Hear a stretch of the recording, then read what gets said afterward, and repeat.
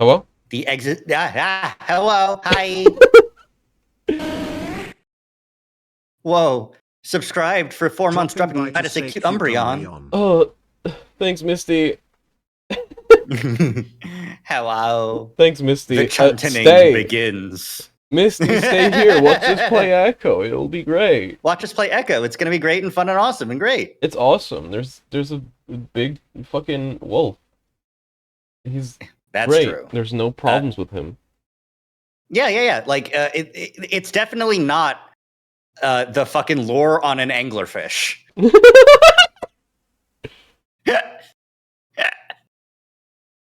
All right, let me make sure everything is good. Oh, I need to actually capture the game. Wouldn't that be great? Wouldn't that be nice? All right, let's everyone transition now. Hi. Whoa. Where? Hello. Which one is the correct? Hold on. I don't know which is the correct save file. Ooh, for you? Ooh. Do you want me to load into my save and see where I'm at? No, okay, I found it. I got it. Okay. Yay! I got it. I found the fucking. Okay. Transgender beam. Yeah, Leo Wednesday. That's it. Yep. Properties. Okay, you've got the correct.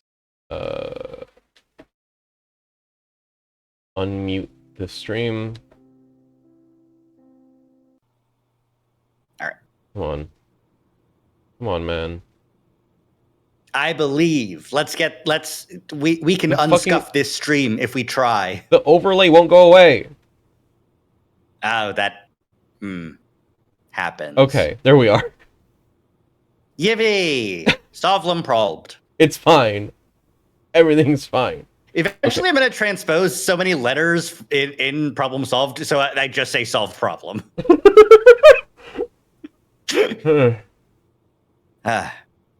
How's everyone doing today? Not the story of Chunter Tale. Thanks for this. Thanks for the resub, Zane. Story of Chunter Tale. So true, bestie. Okay. It's been a while since I've heard that meme, like the original version or whatever. So I can only ever think of it in to the tune of Bad Romance. That is what it was. Oh, it was? Okay, good. Then I got it right. That is the original fucking Undertale the musical, where it's just like song parodies. Whoa, story of Undertale. Okay. Yeah. Okay. I forgot. They need to make an Echo the musical parody. Quick, random entertainment before you delete your channel. Echo the musical. Oh my god. What? I wish Echo had the fucking I wish Echo had the type of fandom. Sometimes I wish Echo had the type of fandom that Undertale had. I think it might be better than Echo's current fandom.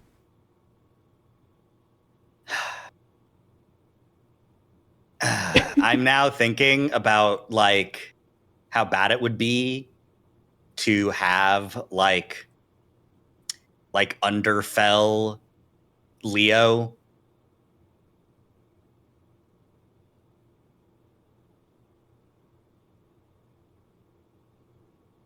Like fucking evil and fucked up and twisted versions of fucking characters. You're fine. Yeah. I mean, they already exist. Underfell Leo is just normal Leo. Yeah. No, but that's also a thing that already happens, is that people just make normal Leo. From the information that I've gleaned from you. Yeah. Underfell Leo is like good Jax. Exactly, Sparrow. You get it. Digital Circus. Ugh. I'm so normal about it. I rewatched the finale since it came out on YouTube today. I watched it in theaters initially. And I'm glad to know that everything that I saw online was from people who didn't. There was nothing that I missed on my first viewing. It felt bad because I was seeing people with like different takes that I was like, did that happen? I don't remember that happening. I didn't see that. And I know I didn't miss anything. People were just like going insane. Yeah, sometimes people just say stupid shit. I'm okay. I am going to watch the entire series today. Yay! Can I watch? No, I'm not gonna make it Okay. a watch party. I'm just gonna do it in my own time. That's fair. Anyway, Echo, I'm really tired. Echo. I'm really tired. I believe you are very tired. Okay. I woke up. So my alarm went off at midnight like it usually does, and I did wake up to turn off my alarm, and then I immediately fell asleep again. And I didn't wake up again until 2, which is when we normally start streaming. Yep. So I had to speedrun my stream prep in order to be ready, like, at all. Mm-hmm. Very fucked up. I hate when that happens. Yeah, it happens. Anyway, Echo. It's something that I think the like worst part about like alarms is when you get too used to turning them off and it becomes autonomous. You can do it in your sleep. Yeah. Exactly. I have a workaround for that, and that's having an alarm that requires me to get up and go to another room and take a picture to turn off the alarm. That's fucked up. What are you talking about? Well, you see, I might not wake up otherwise. That's insane. It's less insane than some of the other alarms that I've seen over the years of people trying to make bad alarms. Like, this alarm releases an RC car that drives around your house, and you have to turn it off. I mean, I'm just thinking about, like, solve this math equation to turn off the alarm. Mm-hmm, mm-hmm. I actually also do have one of those. It's the same app. They have different, like, missions to turn off the alarm. Mm-hmm. Can't imagine needing an alarm to wake up. Fucking good for you, Double. Good for you, Double. Listen, if I were left to my own devices without any bedtime, without any scheduled bedtime, and without any scheduled alarms, I would not be on a 24-hour cycle. Yep. This dog, I am 12 hours sleep. I am forcing myself to abide by the 24-hour day-night cycle. Naturally, it's a struggle. Yeah, my natural cycle is like 26, 28 hours. Mm-hmm. Which sucks. Many such cases. Yeah. Many such cases, and it's just fucking not talked about. Like, they should let the people who sleep on an irregular schedule fucking do that. Exactly. This is why we needed the night guards in the tribes back before we had civilization. True? Question mark? Anyway. Sure. Echo! Echo! Yay! I can't shake the feeling I'm still being watched. It's Wednesday. It's Wednesday. Time to fucking party. Got my hat on backwards, and it's time to fucking party. I stare at the window as we roll down the dusty streets of Echo. Every road, every corner, every trailer, and every tree has a memory attached to it. There in the middle of the dusty parking lot that belonged to the corner market is a tiny stand. That used to be where I'd get ice cream after begging for $1 from my parents. It's crumbled and boarded up now, the paint peeling off in tiny chips. And there in front of Duke's house is a big flat rock that Jenna was standing on when she told me she was going to run away from home.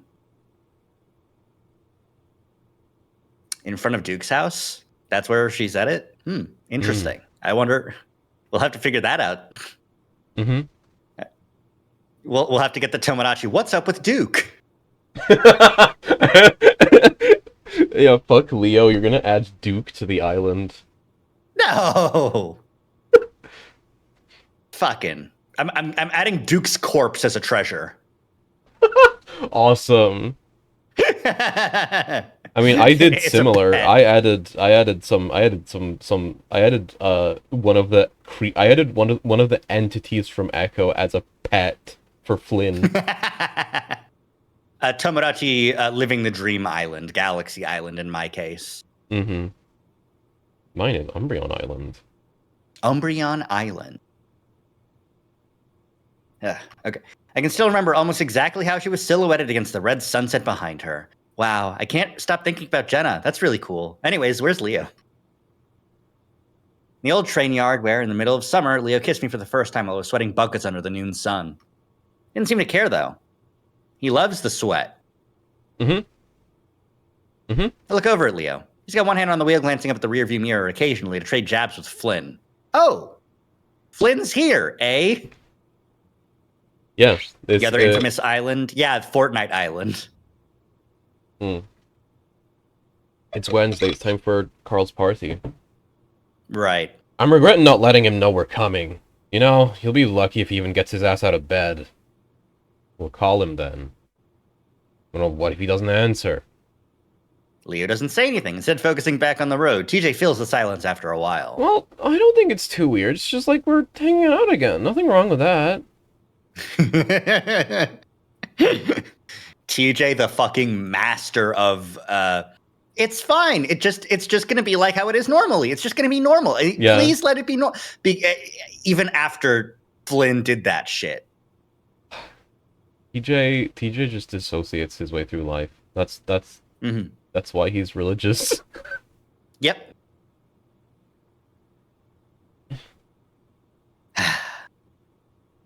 Sure, but making it about Carl is just weird. Maybe if his birthday was like next week, 2 weeks tops. Oh hush, Flynn. It'll just be like we're hanging out. You acting weird about it isn't gonna help anything. Seeing the party happen twice already, it's a weird thing to do. Yeah. Like, Carl hates himself. So making a Carl-themed party at his house. Carl hates himself. Carl hates fucking surprise parties. Like... Yeah, like, this was never going to go well in any timeline, and it never does. Yeah, no. There is no timeline where Carl's party goes as planned. I think Carl route is the closest we get to a flawless Carl party. Which is he enjoys himself for a while, then gets overwhelmed, and then we go hang out with him. Mm-hmm. We go smoke which is still with him separate from the party. Yeah, we go smoke with him on the deck and witness Duke freaking out, and then Jenna's getting Jenna'd. Yeah. The car starts slowing down, and I snap out of my daydreaming to look up, knowing that we definitely weren't at Carl's house yet. That's when I see a round canine figure standing further up on the side of the road. A round canine figure? Mm-hmm. She's standing in the dirt that separates the road and the field in front of a broken and rusted barbed wire fence. I think that's Janice. I look over at Leo, and he seems concerned, his brows furrowed. He carefully steers the car right up next to the coyote. I can see why. She's crouched over, elbows on her knees, staring at the ground. Roll down your window, Chase. I do as he says, struggling a little with the old crank handle. I'm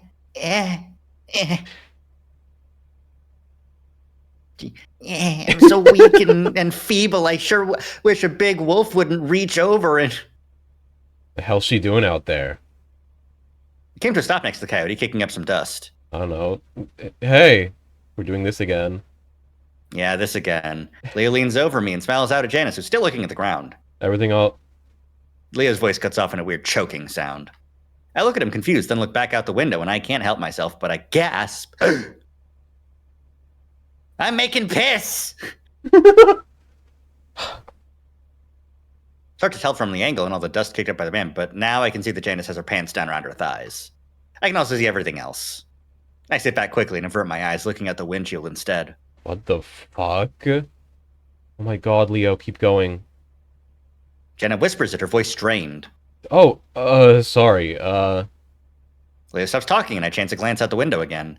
Janice is looking at us now, and she's smiling. It's a weird smile because it isn't touching her eyes. It's unnerving. Yeah, the town was fucking with people already, huh? Like, Yeah. we kind of blew past this in TJ route initially. It's just like, wow, that was really weird. I hope Yeah. Janice is okay. And then we go and hang out with her more, and she's pretty much normal.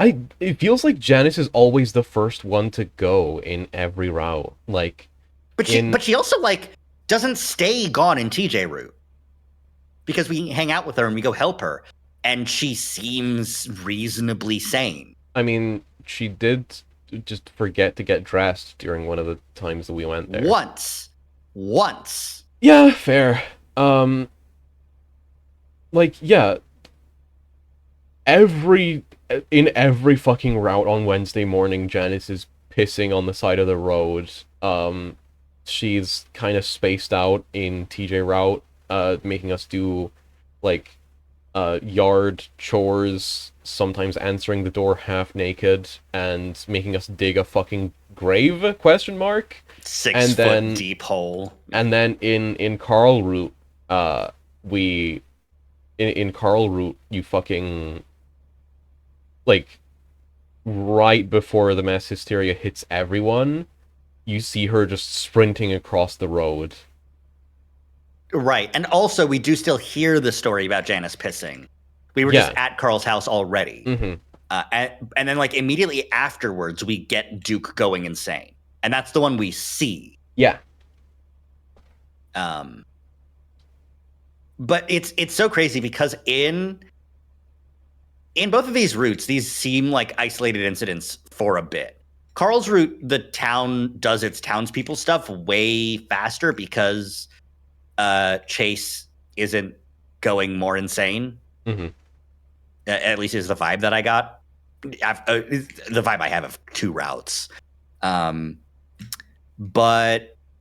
you know, I mean, it's still happening early. The town was saved because Chase, like, I don't remember exactly. The town was saved because Chase revealed or kept the secret. I don't remember which way it is. For TJ or for Carl? For TJ. For TJ, the Carl was doomed because he still dealt with the secret. Mm-hmm. If he had left and kept the secret and he never came back to Echo, the town would have been saved. But it wasn't. Mm-hmm. The entity was like, the town might have had a chance if you stayed gone, but haha, you're back. The town needs secrets to die. Anyways, Leo stares back. Leo, let's just go. I hiss out the side of my mouth, staring at the windshield again. He seems reluctant to, though, looking concerned. Janice, do you need some help? His tone is one you might use on a toddler or a crazy person. I don't hear her say anything except maybe a grunt. Leo bravely keeps trying, though. We can give you a ride. Leo stops talking in time for me to hear a pattering sound. A sound I recognized well from my time as a kid pissing on the dirt roads of Echo. The van lurches forward, then resumes a smoother acceleration back onto the empty road. Holy shit, what the fuck was that? I don't... Leo's frowning, looking as confused as I've ever seen him. Should I go back? Poor Leo. Pack wolf mentality. Everyone in Echo is your pack. Echo's fucked. Yep. It's so interesting to see that, like, Leo is like this and no one else is. Everyone else is a very independent person. Yeah. Leo's the only one who views Echo as any sort of community. Like, obviously Jenna split. Carl doesn't care. But in his not caring, he's like fully like self-isolating. It's just him. Yeah. You know, and his parents are there supporting him, but like that's kind of it. Yeah. Many such cases. Flynn, how does Flynn view Echo? It's hard to say because Probably with a bit of like jaded resentment off of no one looking that much harder into Mhm. Sydney's death. Jaded resentment, but also like a certain attachment because his Yeah, he's family still runs the fucking here. town and he's You're still right, that's here. true too. Yeah. Because if he was fully like jaded and resentful towards everyone, he could have just run away like Jenna. Yeah, he could have just fucked off. Yeah, but he didn't.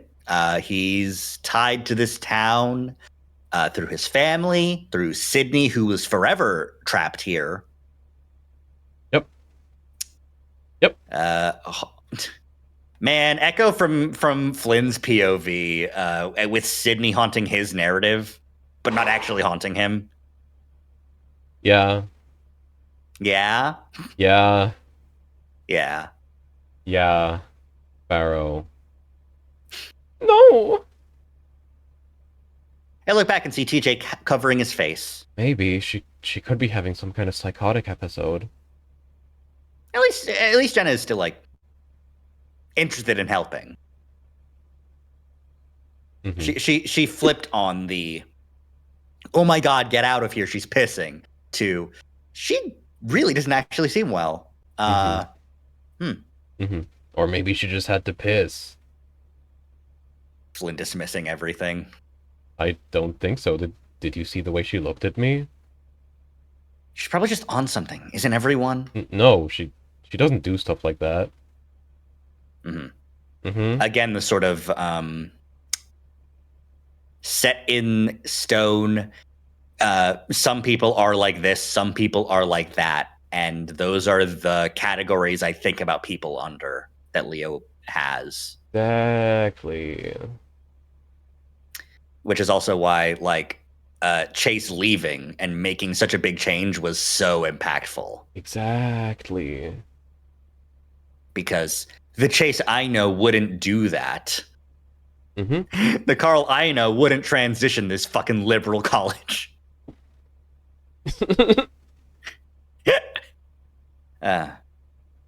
Well, maybe she does. You never know with people. Again, Leo doesn't say anything, and neither does anyone else. We don't go back.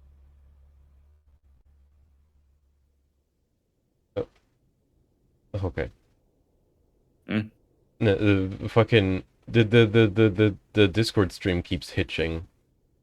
Fucking internet. Yep. I love internet. Internet! I fucking told you. Leo stabs the doorbell again, frustration etched across his face. I shift the bag I'm carrying around in my paws, trying to look through the frosted glass on the sides of the door. Maybe he's getting high. He should still be able to hear. Not if he's greened the fuck out. Trust me. Just because he's able to hear doesn't mean he's able to move, Jenna! No.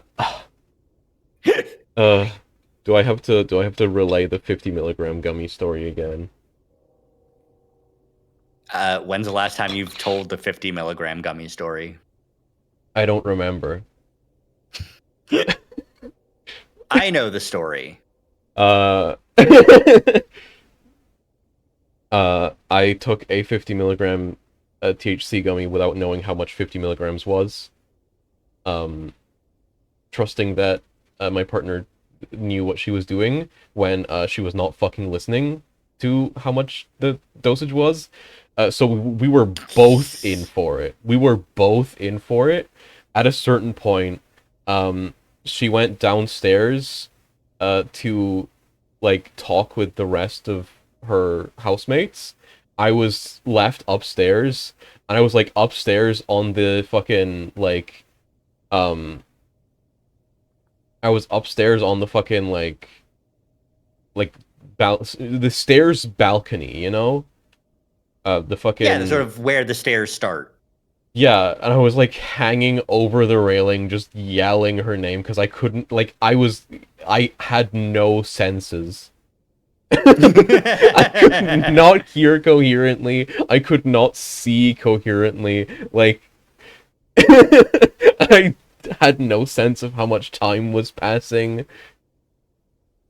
I had no sense of how loud I was talking, like just completely fucking blind to the world.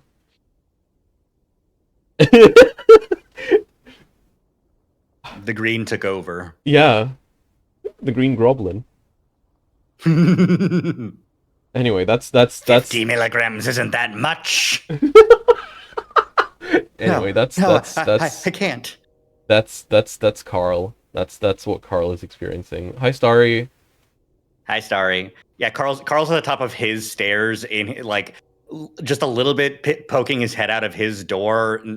No pants with the hoodie on, going, "Go away or come in."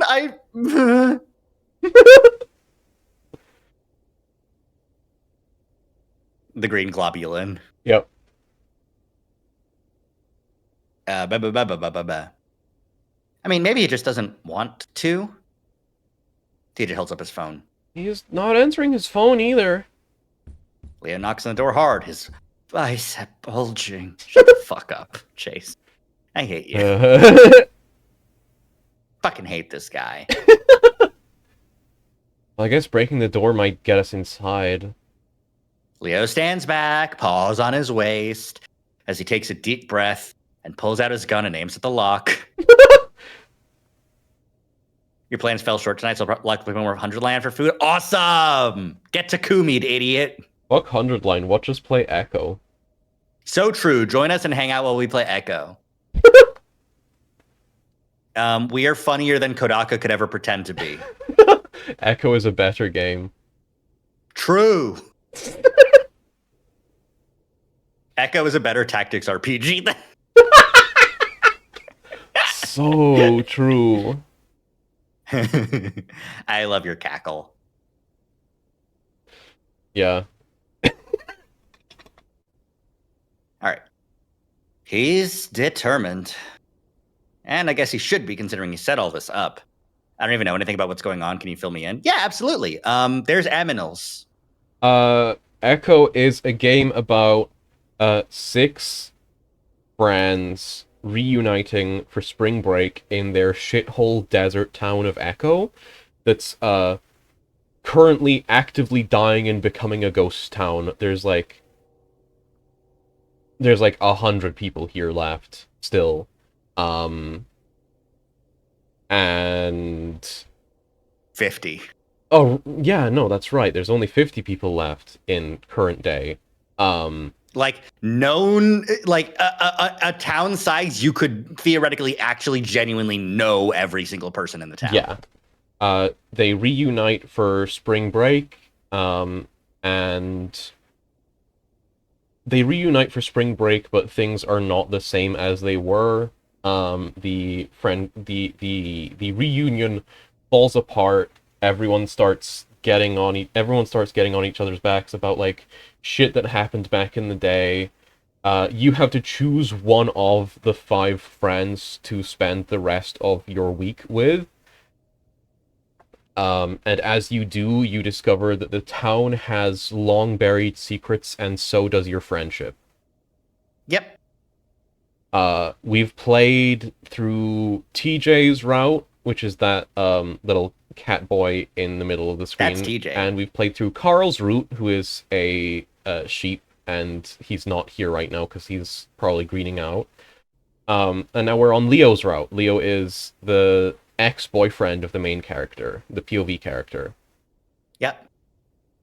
And we play as the Chunt. He's an asshole. Yeah, we hate him. We play as Chase Hunter, also known as Chunt. He's terrible. Everyone hates him. No one calls him Chunt. This is an external thing. Yeah, no, Chunt is not an in-game nickname. It's the name that the fandom gives him because he is such a chunt. Yep. Really Anyway. funny to imagine a route where Jen is like, stop being such a chunt. And he's like, what? And they're like, oh, I guess we have to explain this now. You're kind of an asshole. Yeah. 7 stream streak cheese. Awesome. I have a question. Mhm. That train horn that keeps sounding, that's background music for the game, right? Yes. Okay. There's trains. I didn't notice this until now. I know that they mentioned train horns, but like I didn't hear it until now. It's been here the whole time. It's been here the whole time. I know that, but also, Like I didn't process it because we've been yapping, and also train horns are just the thing that happens. Very So, understandable. They're not much of a thing that I hear commonly, so I was very quick to notice it. Anyway. growing up, the house that I grew up in was kind of near some railroad tracks, so we'd hear trains pretty regularly. Mm. It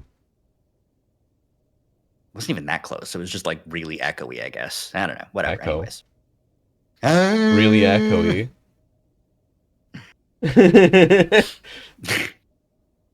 We should have just told them to meet us at the diner or something. Do they lock their windows? Hi, Leo. Hi, Leo. Hi, Leo. Hi, Hi, Leo. Leo. Hi, Leo. What? Leo growls. Well, it's not like we're breaking in. TJ's ears pin back, a frown on his face. The wolf puts a paw to his forehead, closing his eyes. Sorry, but I think he's just asleep, and it shouldn't be too hard to just get in there and wake him up. Oh wow, Leo! You sort of immediately default to breaking the law when things don't go your way. That's crazy. Anyways. Yep.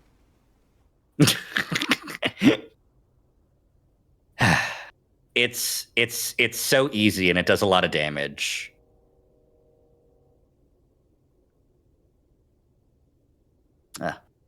Double ban. I tried to ban that thing too.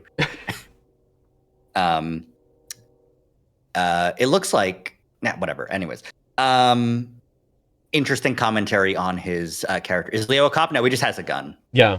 He's worse than a cop. He's an average American citizen. He's an average American citizen with a gun. Yeah, that's an average American. That's what I just said. Exactly. He keeps a gun on his nightstand. Not even in a drawer. Nightstand. Not even in a drawer, just on his nightstand. Fucking imagining him, like, after punching the wall after a bad game of League of Legends and looking at it.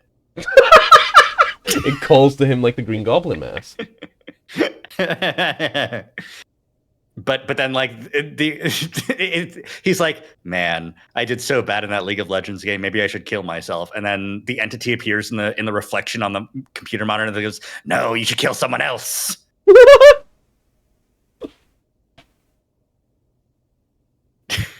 This fucked up dog. Yeah. Anyways, I look over the side of the house and see a window well. I point at it. Huh. How about that? Too small. Well, I could probably fit. She hops off the front porch and crouches down next to the window, pushing at it. Wait, there's a security sticker here. Well, you gotta arm it first, and Carl's such a lazy ass, I know he didn't. Besides, if we set it off, we can just run. It's not like they'll show up anytime soon. This fucking mongrel stares at the gun, frowns for a minute, he considers, gives a sad awoo, and asks his chunt egregore to rub his shoulders while he boots up the next game. The chuntlings! he sits on his bed back to the window. Where are the chuntlings? Please feed us. We're the chuntlings. More Sydneys, please. Jesus Christ. It sounds like you're just feeding otters to the lake and they start crying. Huh.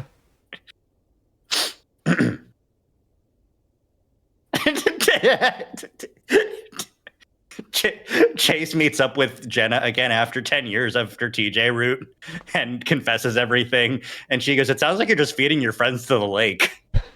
Yeah. And then he feeds her to the lake.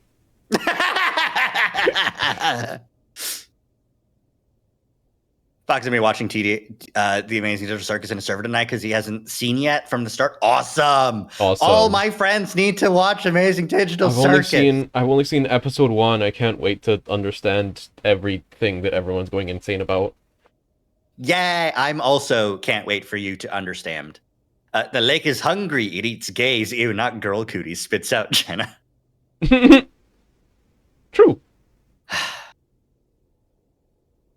The lake really turned to Chase and said, "Feed me, Seymour." Yep. And Chase said, okay. And the lady said, I thought you put up more of a fight than that. Yep. Or instead of acting like criminals, we can just stay until the cop shows up. She knows us. Jenna hesitates, then pushes at the window again, but it doesn't budge. Locked. Let's try the one above it. Well, that's too high. It's too high. It's too high.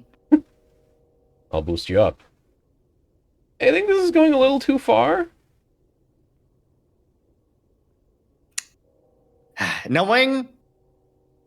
Imagining what's going to be happening later in this route, it's really funny that TJ is drawing the line here. Yep.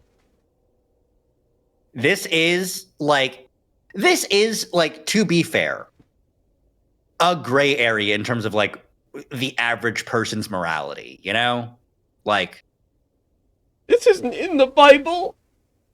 Exactly. But like, this is some shit that you do with your friends. What?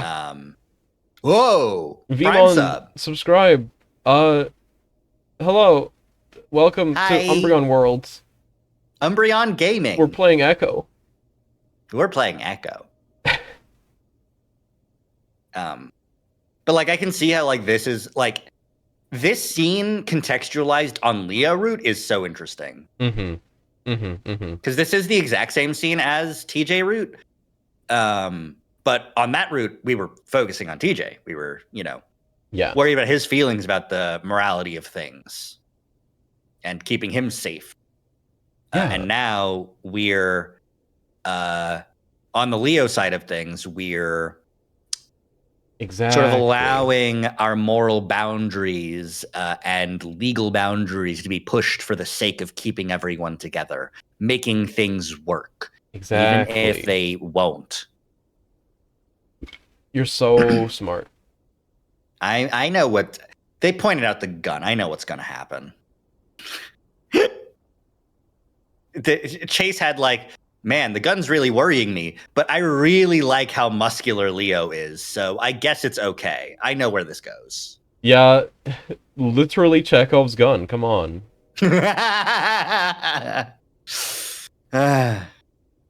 Leo ignores him and stands next to the window before making a platform for Jenna's foot with his paws.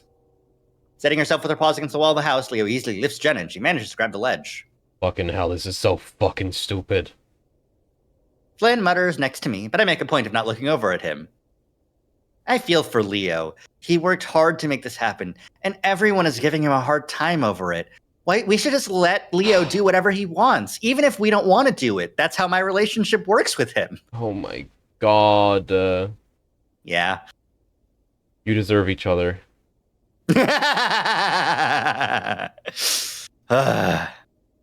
You deserve each other far away from anyone else. Exactly. You deserve each other in the mine.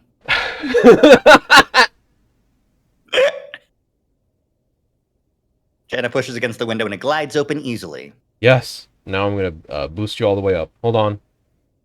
Careful.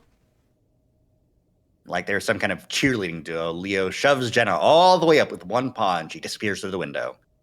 Her bush tail is the last thing we see, till she pokes her head back through. Kitchen. I fell in the sink. Great. Now unlock the door. She disappears again and we make our way back to the front door. Leo, you're fucking crazy. If you don't shut your fucking mouth, Flynn, I'll kick you right in your vagina. Sound good? Forgot he said that. Yep. Yep.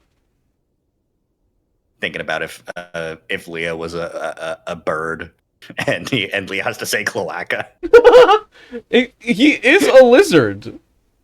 He is a lizard. Do lizards have cloacas? I don't know. That's why I had to do the bird thing. Do Gila monsters have cloacas? Couldn't tell you. Not my area of expertise, surprise as it may be. Yeah. I'm the furry. I should know.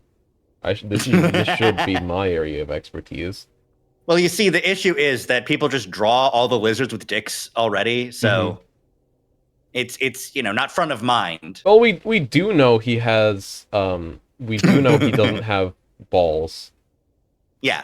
He does not have external testicles. Yeah. Got stun locked thinking about Flynn's cloaca. Cloaca. Anyway. I'll suffer. Jesus, calm your... Leo turns on him, one foot in front of the other. Flynn shuts up. Then me and TJ are left to shift around uncomfortably on the porch. Really funny how the recontextualization of Chase and TJ shifting around on the porch uncomfortably during this alpha fight is recontextualized as two bottoms instead of, like Yeah. Chase is shifting uncomfortably because he's a fucking fail sub. That's what he is. Exactly. In this route specifically. Exactly. Like, otherwise, it would have been like... I'm pretty sure none of the like dialogue or narration is changed at all from TJ route. I think I don't recall that line about everyone's being too hard on Leo. I think that might be different. I don't recall either. I don't remember very clearly either, but I feel like it would make sense. It wouldn't make too big of a difference if he did or didn't say that, but it feels like such a Leo root thing for Chase to think. Exactly. Yeah. And I bet that line was probably something about like, TJ's really uncomfortable that Flynn is here. Anyways.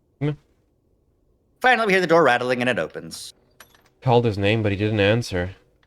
Well, he's gotta be here. It's not like he can go anywhere, or would want to.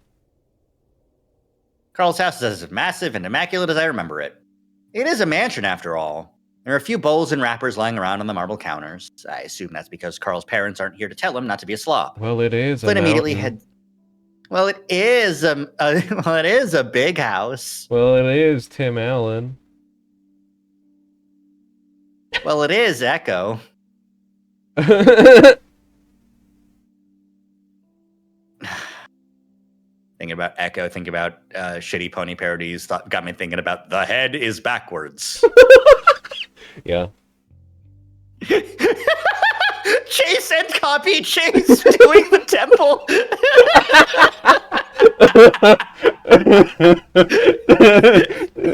Chase and the Chuntlings going through Legend of the Hidden Temple. Yeah, as fucking, I'm gonna say TJ keeps on trying to put the head on backwards and fails the fucking challenge. Yeah. Fucking the entity running the Rainbow Factory. Fuck! The Chuntlings are like lemmings. Yeah, exactly. Yeah, there's just a fucking swarm. They're like Pikmin. They're like Pikmin. I pluck them from the ground. I throw them. God. I can't stop thinking about the fucking bit from that Rainbow Dash Presents Rainbow Factory of just like, wait, so we could just do the crayons and make the rainbows that way? We didn't need the children? Oh my god, I'm going to pony hell. All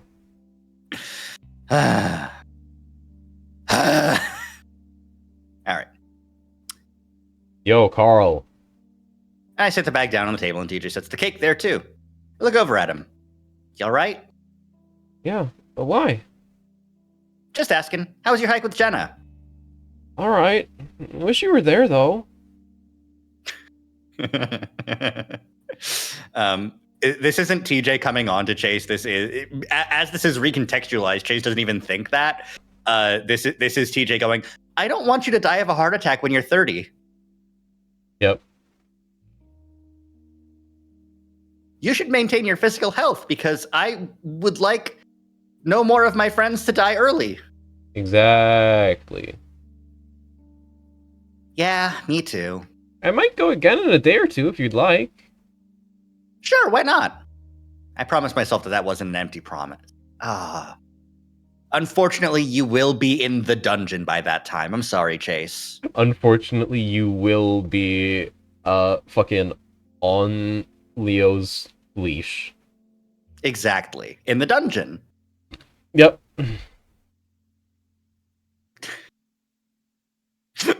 Fucking Echo 50 Shades AU.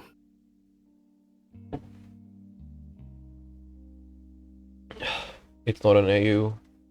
It's not an AU. It's not an AU. It's just what happens. Ooh.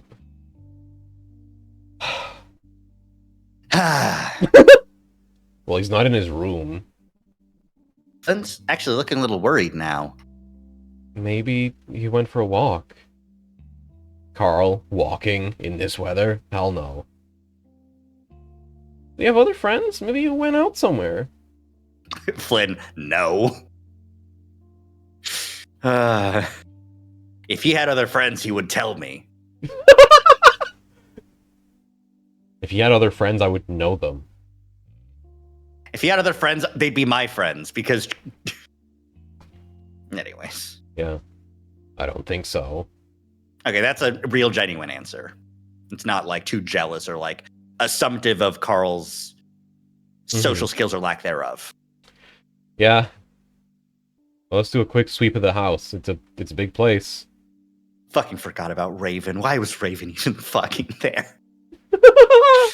You just got accidentally sent to the ghost dimension. Yeah, he was just there. He was just like... He's just there. He was just there. God. Honestly, I love all of the guest characters, but I love some of them more than others. That's so fair. Raven's really funny that he's there. Yeah, Raven's just playing toys. Raven was just like my toy train. Fucking James Hendrick and John Begay both just looking at Raven as like they're like looking at each other like, we hate each other, we hate this foreigner more. That's why the smoke monster tried to kill him. Yeah. That's a good little fella. That was the only time someone tried to kill him, though, so... Yeah. Anyways. Flynn heads back upstairs, and Leo head for the downstairs with Jenna. He just looks around the kitchen, then moves over to the living room, checking the couches. Let's head out back, if not just to get away from the others, since things feel unusually tense between us today. As I step out into the backyard, I'm a little surprised. It's different from when I was last here. The playset is gone, and so is the massive trampoline they used to have. The biggest shock, though, is seeing that the huge treehouse that used to sit in the old oak tree is gone. I stand there for a moment, feeling a vague sense of loss. I have too many good memories of that place. Time moves too fucking fast. You have memories of your time before Sydney? That's crazy. I didn't think that happened. I didn't think you had specific memories. I mean, I think they would still hang out in the treehouse after, because like they built it. I think they built it like the same. They built year. it before, and he remembers doing it. Yeah. It's not true that like it's incorrect to make the statement that Chuntis completely repressed everything from childhood. Yeah, but also like it's still not repressed. Well, it's also like implied it was still here last time he was in Echo, which was not that long ago. It was like fucking 3 or 4 years ago at the most. Yeah. After a while, I remember why I'm here and look around again. No Carl, of course, but I start walking around anyway, looking behind bushes, even though I know that's stupid. Well, I felt for Leo. I could still see where Flynn was coming from. It would have been a way better idea to warn Carl or just meet up somewhere else. Leo just gets carried away a little when he has his heart set on something. It's normal for me to say no and him to keep going. That's just how he is. Yeah. If you are in danger, you big warnings. Yep. Professional yaoi on a closed course. Do not try at home. Listen, Leo is literally covered in red flags. That's why he's red. Yep. He probably had the whole scene planned out in his head before we even got here. Mostly, I just feel really bad for him. He's been working really hard to make this trip interesting for all of us. I think it's our fault more than anything that nothing's working out. Oh, man. Oh, my God. This paints a really bad picture of what Leo and Chase's relationship was like when they were still fucking here. Yeah. I'm surprised Chase was able to leave. Yeah. Man, I mean, he left for college under the promise of coming back. I think? No. What? I don't they remember. never agreed that that Chase would come back. Yeah. That's kind of why the big fight happened. Yeah. God. Yeah. I bet it was a combination of parents and Jenna leaving. Yeah. And like the implication from parents and society and the world at large that going to college is what you do. And what you do is what Chase does because he's so normal. Mm-hmm. Mm-hmm. Mm-hmm. And that beats out extremely manipulative boyfriend Mm-hmm. at the time. Mm-hmm. Bad picture, more like an accurate picture? Yeah. Yep. Correct. Yep. Flynn's a dick. Carl doesn't care. Jenna's also kind of being a dick, and TJ's all into stuff that none of us are. Which is like, fuck you. Everyone's so mean Fuck to you TJ. TJ is fucking like TJ's the God-fearing jock that no one wants to hang out with. Mm-hmm. Jay, Tunky, John. I'm back in fucking Samsara. I'm choking you. I'm grabbing you. I'm grabbing you and shaking you, Sparrow. You fucking fish. Okay, Sparrow. I was worried that I was getting. No, not you. I was worried I was getting misdirected. I was like, I'm just the messenger. Hey.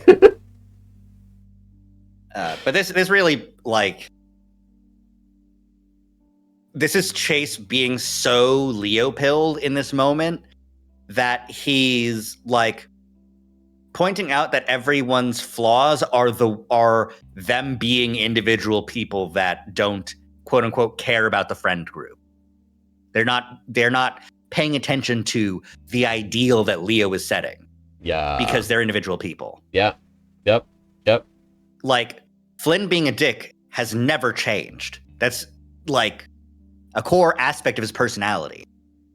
Yeah. Especially after Sydney dies, but like still before even, based on, general vibes that I've gotten.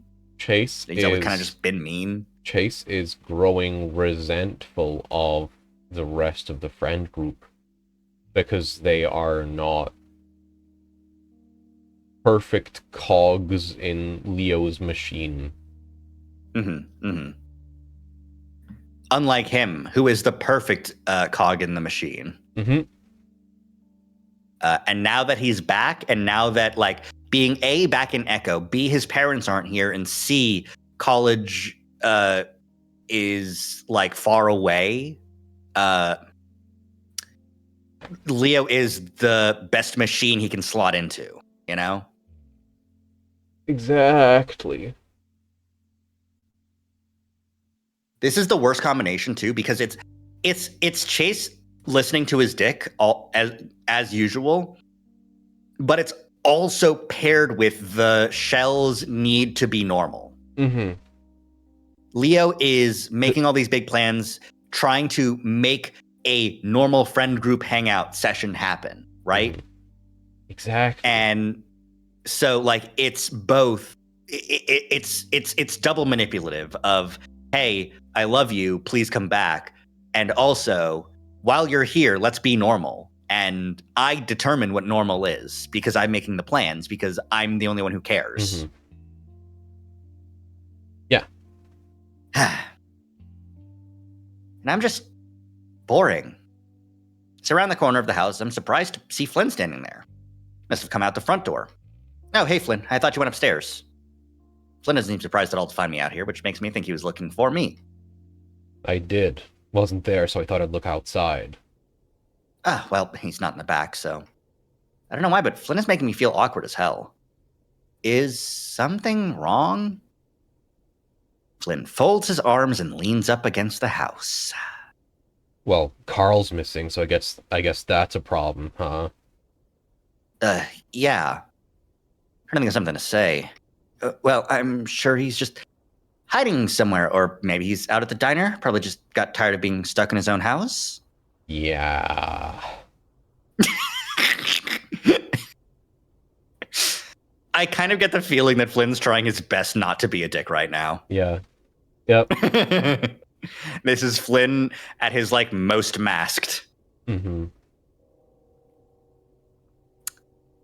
He straightens up again and steps forward, and I don't know why, but I take a step back. You were hanging out with Leo yesterday, right? Yeah, for a little while. Did you spend the night there? I pause for a second to give him the hint that I'm not exactly okay with him prying like this. But I answer anyway. You can just say that's kind of personal, but yes. Or, no, I got back to the motel at like 3. Huh. Yeah. I start to turn back around. Hey, why don't we check the basement? Chase. He's got the same tone as a disappointed parent, and that kind of pisses me off. Oh man! Does Flynn know that Leo sucks shit? Is Flynn trying to be protective of Chase and being like, look, buddy, pal, you know he's bad, right? I love Flynn. Don't fall back into this, man. Yeah. Ooh, boy. Tasty. Scrumptious. Yep. Are you being a slunt, chunt? Thanks, Sparrow. I turn back around. What? You realize what you're doing is stupid, right? Excuse me? Getting back with him during fucking spring break. Pretty stupid, right? I had a feeling that's where this was going. And now that I know for sure, I'm definitely pissed off now. How's that any of your business? How's it not? You two seem pretty okay with making it our business, right? No. He sneers at me. Cuddling up at the lake where our friend died is pretty messed up, isn't it? Yeah! Yeah, it fucking is! You know what? You're right, Flynn. I'm sorry.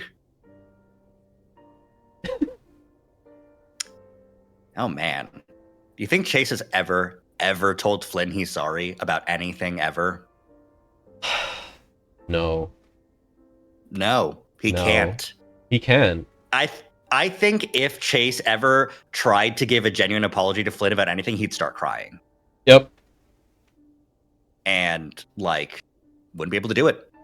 Because in order to make a genuine apology, he would need to let something out of the shell, and anything that comes out of the shell to Flynn would be bad.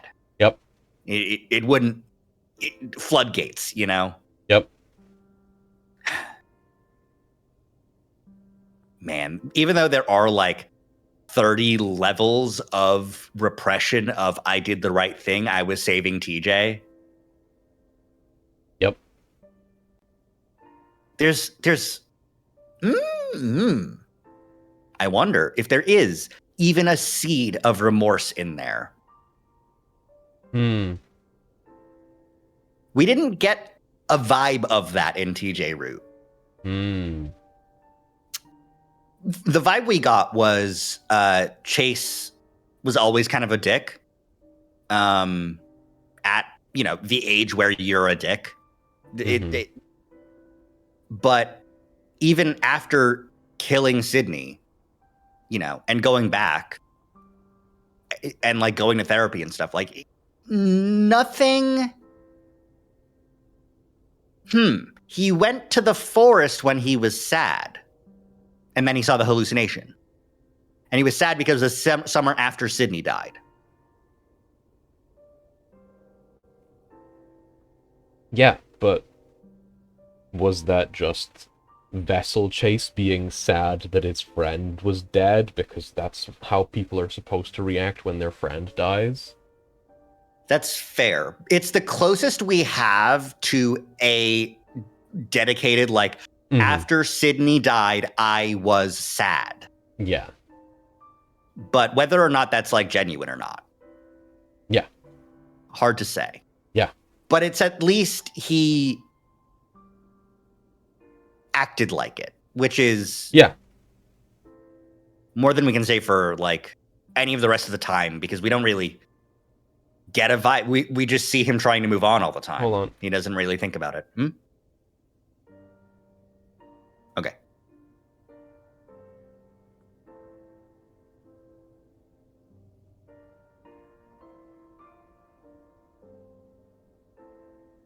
Sorry, sneeze. Oh, Gazunite. Ugh. But yeah, I it's really hard to tell My bones. if there's any. My bones. Oh, your bones. Yeah, stretch, break. No, Ooh. sneeze fucking injures me always. Ah, I see. You sneeze and then your skeleton gets scrambled like it's a fucking Mario Party puzzle.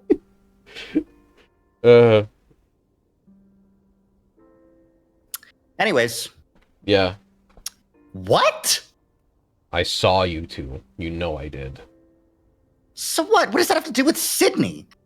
I guess I just find it weird that you'd start up your old flame on what's practically a grave. Flynn, I'm sure you know plenty of people who do that.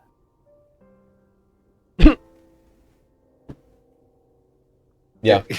Going Mary Shelley mode ain't exactly novel. Yep. What the hell are you talking about? Feelings changed from anger to bewilderment. I didn't know what he was talking about. I just didn't know why. Well, since it's all out in the open now, why not talk about it? Very interesting. Flynn is genuinely trying to be a good friend here. Mm-hmm.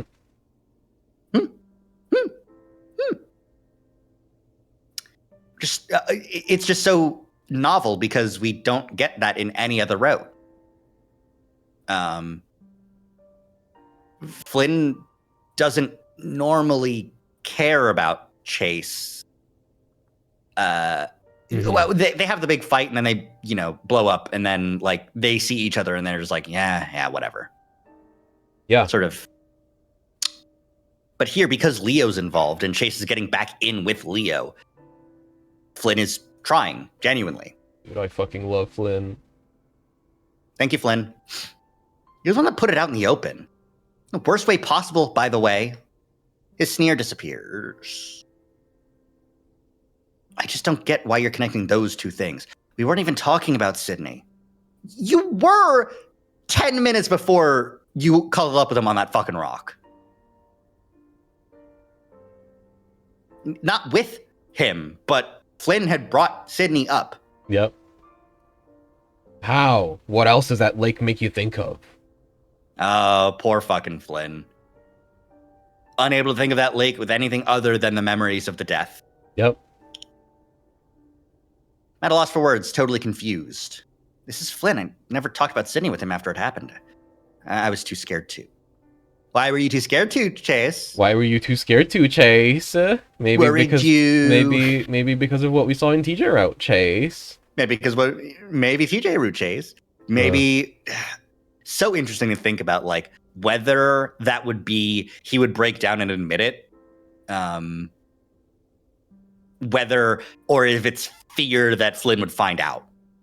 Mm-hmm. Mm-hmm. Or whether, because obviously fear that Flynn would even if Flynn figure it starts out. suspecting Chase, right? Yeah. Like he'd just beat the shit out of him. Yeah. If he said anything wrong about what happened to Sydney. Well, But that might just that could still just be Vessel that doesn't even know that he killed Sydney, Yeah. In that, I'm worried because Flynn will probably lash out and hurt me if I talk about Sydney wrong. And I don't even remember that I killed him. Mm-hmm. Yeah. Anyways. Well, I don't think of it as his grave or anything. Oh, really? It's just a fucking lake to you then, huh?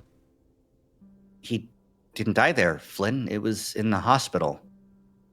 Might as well have been there, right? I swallow hard, wanting desperately to get back inside.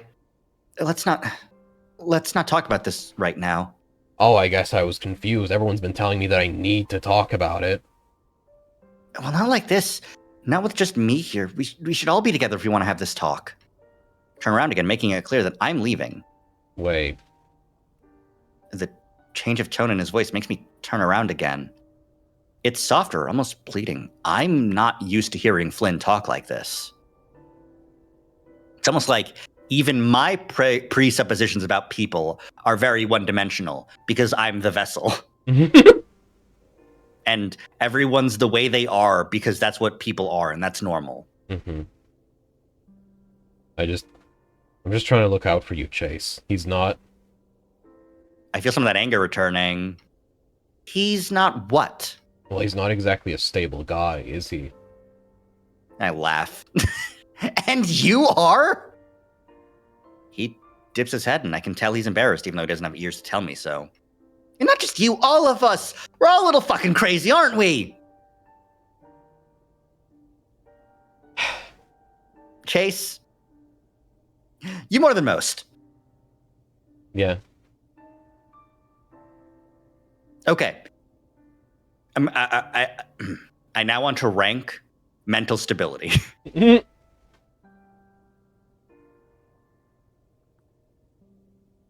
I feel like that's impossible unless you have, like, a fucking quantum superposition. It's also real. I think this is too close to the ranking we did before of, like, because, like, how well they dealt with Sydney is what we ranked before. And the ranking comes down to whether we're considering really dealing with it or socially presenting as having dealt with it. Yeah, like, TJ is, like, quantum superposition simultaneously at the top and bottom of the list. Exactly. Chase can never be at the top, though. Yeah, Chase cannot top. Exactly. Well, you're not piss crazy, at least. Musky ass otter. Man. Okay, sure, that's a sentence. Thanks, Sparrow. Flynn smiles a little bit. Well, that's what happens when you live in Echo. That's what all the kids at school said. Flynn frowns again. Listen, I'm just looking out for you. He's just... I sigh loudly and cover my face with a paw for a second. Ugh, fucking. I was hoping I'd been able to change the subject, but now we're back to Leo. I'm surprised when I lower my paw and Flynn is just a few feet away. Flynn, just drop it. It's none of your business. His gaze hardens. I think it is when I see a friend taking advantage of another friend. You care me? The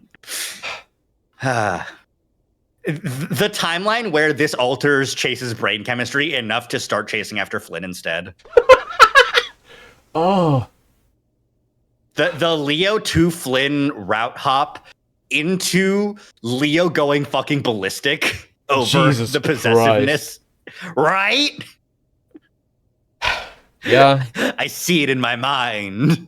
Yep. You stole my man, Flynn. Now I'm gonna kill you.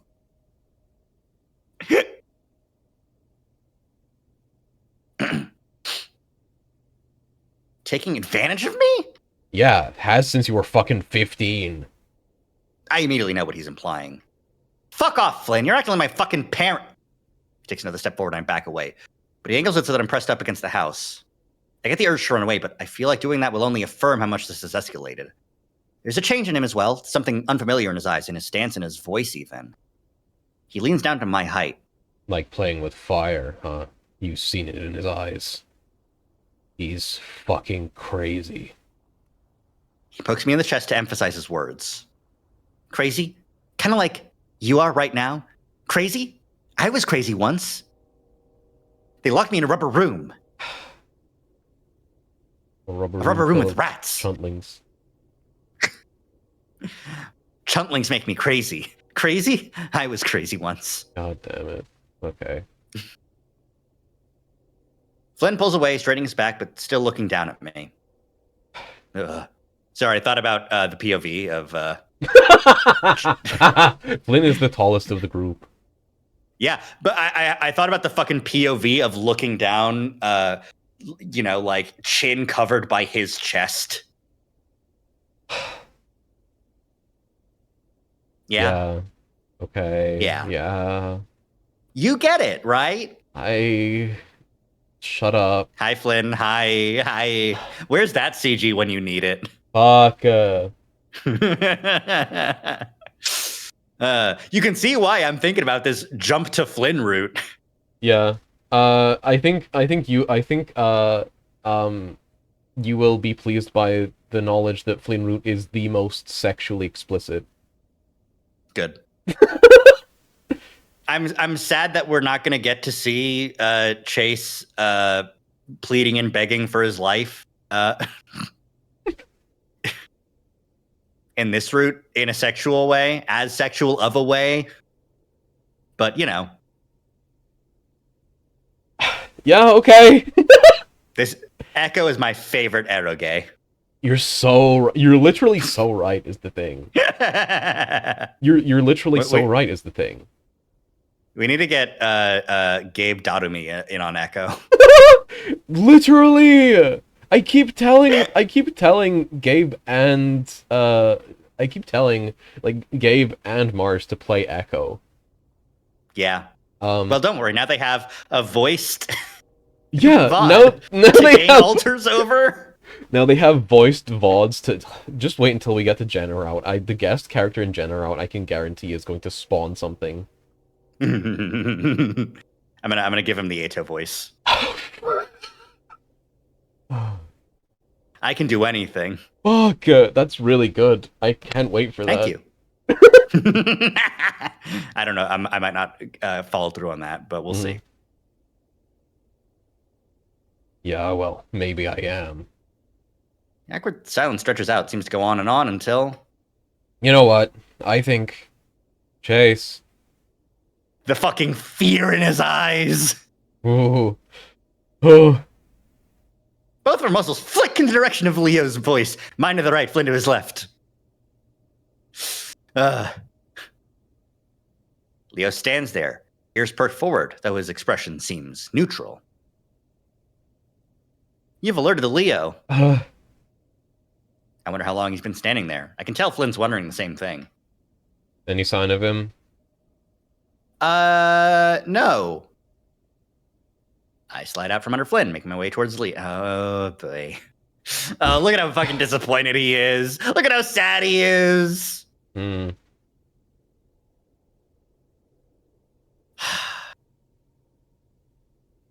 Mm-hmm. Mm-hmm. Mm-hmm. Mm-hmm.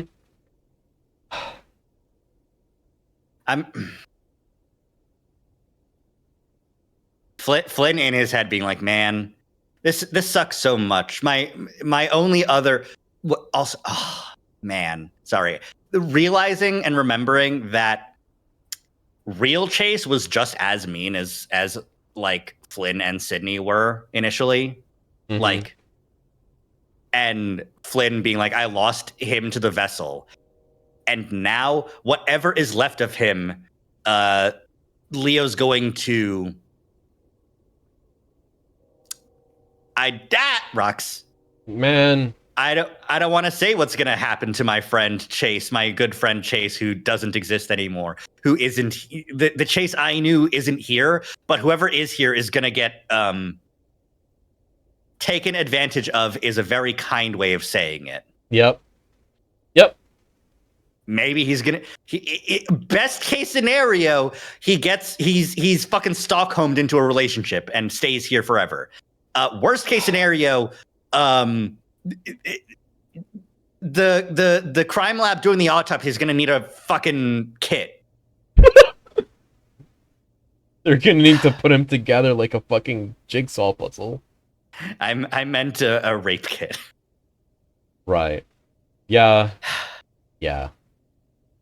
Why did Lego Batman not just put his parents back together? Yeah. Well, you see, Lego sets are 9+, and Bruce was 8 at the time. Okay. Lego Echo. I checked the.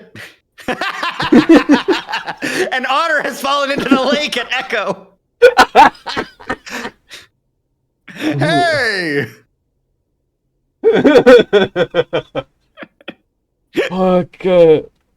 Yeah. Yeah. I checked the back, but I didn't see him anywhere. Leo doesn't even look at me, staring over the top of my head. I look and see Flynn staring right back, his shoulders still tensed. That's when I feel Leo's heavy, strong arm drape over my shoulders. Flynn's eyes narrow. Let's get back inside then. As Leo leads me away, I get the feeling that he's still staring Flynn down, even though I don't look up to check. I'm getting worried. No shit. Carl doesn't just disappear from his house like this. He doesn't have anywhere to go. Form His house. his house. Calm down. He could be anywhere. He has more friends than just us. The fact he isn't answering his phone is kind of fucking suspicious. Leo holds up his paws. You know he forgets to charge his phone sometimes. Everything's normal. Everything's normal. Everything's I'm making normal. everything normal. Mm-hmm. If I find him and his phone is charged, I'm breaking it so that's why he couldn't answer the phone. Yeah? Nice Have I theory, understood awesome Leo reasoning. properly? Yeah, you Excellent. you are understanding the characters perfectly well. Flynn's getting more and more frustrated, starting to pace around the living room. He never goes out with other friends. That's a problem. Listen, maybe we should just wait. You can all wait here. I'm gonna find him. Flynn makes for the door, and before anyone can say anything, it's slamming shut behind him. We sit in silence for a while, staring at the door that Flynn just took off through. Leo lets his breath out in a long sigh, rubbing his face. Aw, who can stay mad at him? Aw, damn it. Who can stay mad at him? Aw, damn it. Okay, fine. I can never say no to you, Leo. Even if I want to, really badly. God damn it. Has anyone checked the basement yet? I don't Has think anyone checked has the yet. crawl space yet? Yeah, that's the important one. Mm-hmm. Alright, let's think. Where else does Carl have to go? The comic book shop? Leo looks at me for a second. Maybe if someone else gave him a ride, but like Flynn said, does he have anyone else to do that for him? Well, if you guys are gonna do that, then I'll probably stay here in case he comes back. Yeah, and we can keep looking. Sounds good. Man, the mansplain manipulate Leo is good in a crisis. Mm-hmm. Unfortunately, what he defines as a crisis can change. So Yep. he pulls his keys out of his pocket and looks back at me. Coming with me, Chase? Yeah. Follow Leo out the door, actually starting to feel worried about Carl. Walk around the mall for about an hour, checking the food court and every shop we pass. It's clear that this idea was pretty hopeless from the beginning. Jenna lets us know that Carl hasn't shown up at the house either, and that they're heading back to the motel. Finally, Leo and I call it quits and head back to his house before walking to the diner for dinner. Okay, interesting. Seems like if TJ and Jenna stayed there, they probably would have checked the basement, and they would have given the house a good once over. Mm-hmm. Carl isn't anywhere. Back rooms. Fuck, did I smoke too much this time? He winds up in the fucking infinite house. He ends up in the ghost dimension just because he smoked too much. Yeah. He's in the hallway. He's looking at the noose.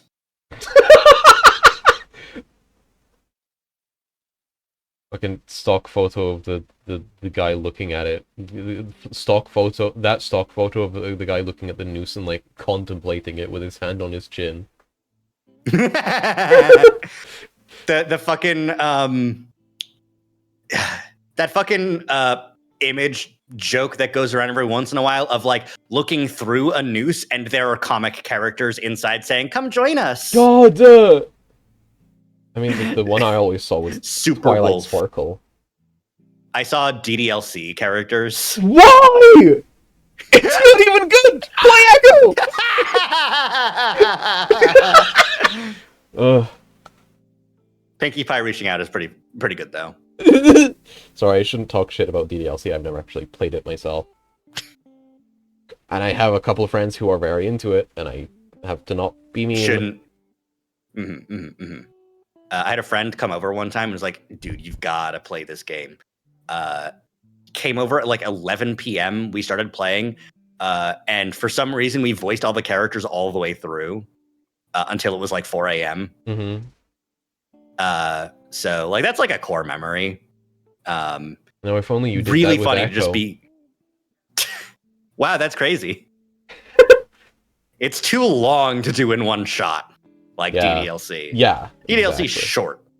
Yeah. Oh, my back and bones. Okay. So where do you think he went? He was hunched over, an elbow on the table, and his chin in his paw, staring at the window. I know. You think we should call someone? Like the cops? Not yet. He's an adult, so they won't really look into it until it's been days. We should probably call his parents, though, if he doesn't show up by tonight. I don't say anything, stirring my milkshake around. Fucking Chase. All of his fucking mannerisms piss me off. Everything this fucker does is chunt behavior. Chase has become a bitch eating crackers. Exactly. 1% more autistic, 1% more down bad than I am.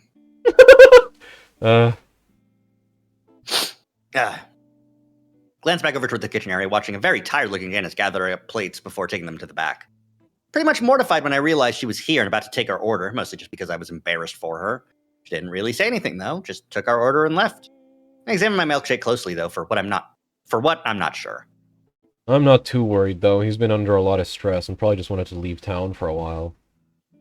But who would he do that with, and why wouldn't he tell us? Leo sips on his milkshake, and I wait for him to finish.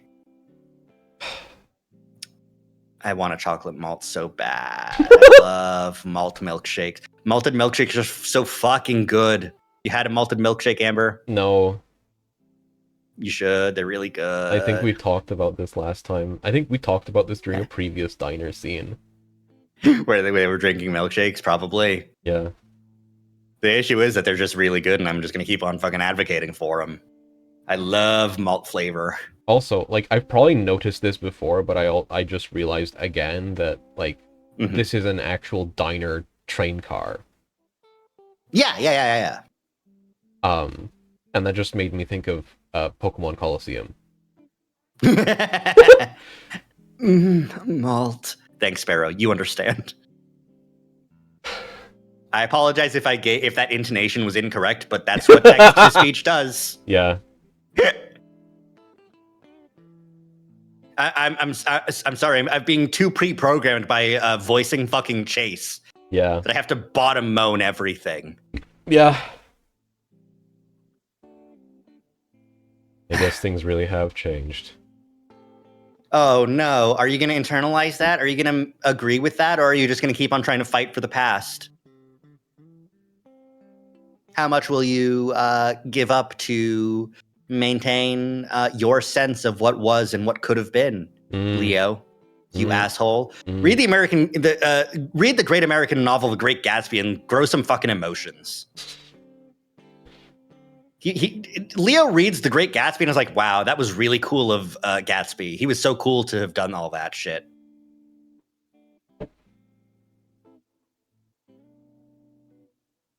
Return to the past, of course we can. Of course we can. It's I think it's called one of the great American novels. And I get why, but it's also very American. Yeah, I have better things to read, like Echo. Yeah, like Echo. Yeah? There's my chin and my palm meeting his eyes so he knows I'm listening. You fucking... Oh my god, you can perfectly imagine the pose and it just makes you... I've done the pose! Two people I've been down bad for! Exactly. Tell me more, bestie. But like, I don't want to be, Exactly. Bestie plus. I mean, the way Flynn was acting all day, really can't stand us anymore. Carl probably just feels the same way. Oh, interesting, Leo. Interesting that you think that it's these other people that hate us. Us, is it? Are Jenna and TJ included in us or not, Leo? Are we going to end up on Sunday going, man, it's so sad that all of our previous friends turned out to be backstabbing traitors who hated us. I'm so glad I have you, because all I need is you, Chase. Can't wait. Nice theory, awesome reasoning. I don't think so. Flynn's usually been that way, right? Not like that, like the way he was talking to you earlier. He was talking about you. So he did here. Guess you were right, and I should have just left shit alone. We all used to fit together so well, but now we've all changed. It's like we're bending ourselves to fit again. Oh, you understand that.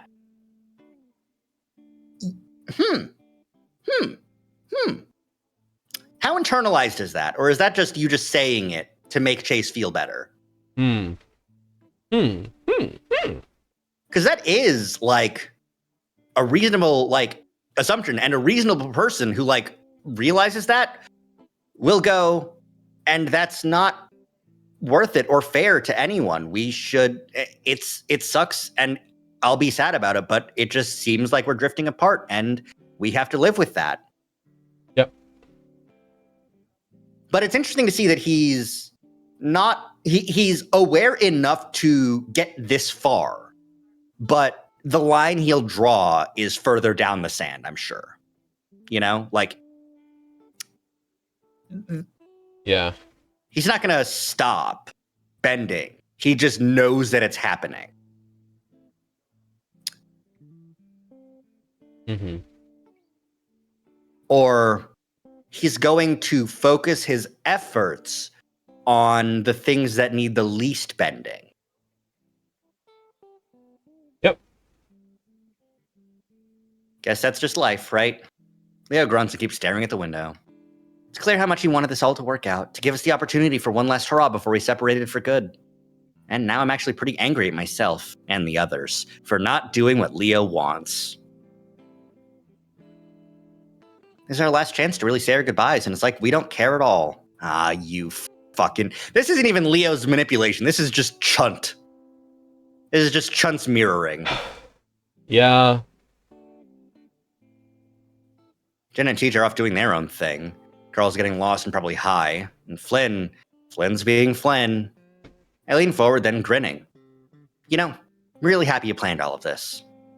Slowly, Leo shifts his attention from the sunset to my face. Oh boy, oh no. All right, okay. Leo could...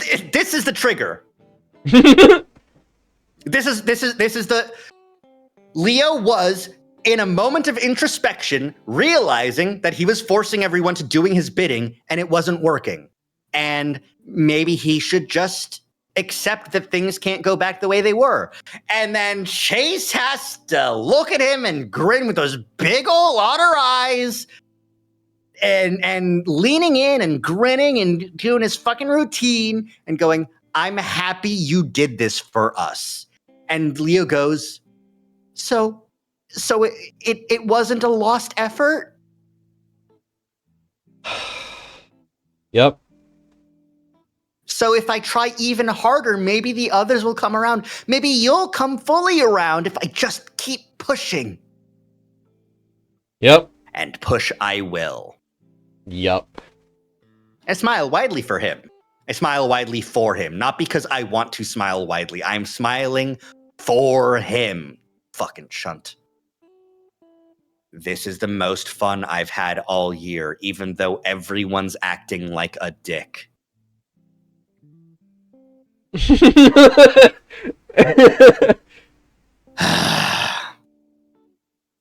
I'm not one to victim blame.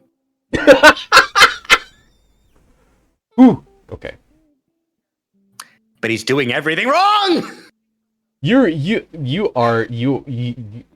Chase Chase, I'm sorry. You're the first person to ever want to get manipulated. Not the first. I know. I've seen plenty of tweets. Yeah, you're right. I've seen Have you seen some of- Echo fandom. Have you seen 100 Line fandom? Yeah. No, I haven't, because I don't touch that. Ask any of our friends. No. They will tell you that Takumi is touchable. Okay. Okay, yay! The most fucking strained. Okay, yay. Listen. Okay, this continues to be the perfect crossover of our channels. Yeah. There's furries and there's 100 Line. bait. Yeah.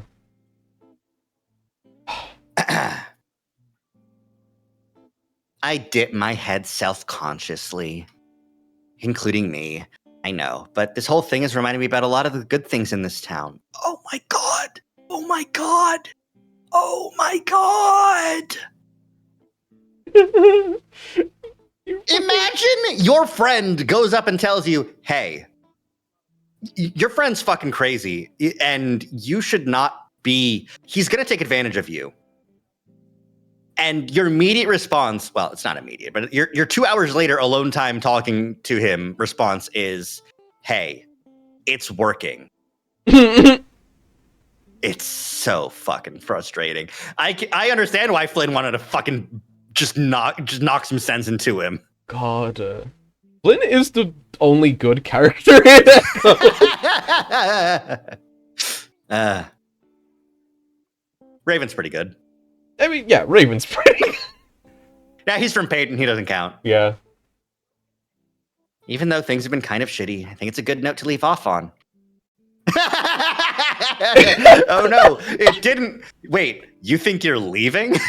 The fucking DreamWorks eyebrow raise. The fucking, oh my god. Leo raises his brows. Because weren't things always shitty? It's part of the experience. Leo stares at me for a long time, and I feel my grin start to fade. But then he reaches forward and rubs a thumb up my nose. What? I'm sorry, I can't really, imagine, takes his thumb and just puts it up to the nose, just rubs it? Swipes it. Swipes left.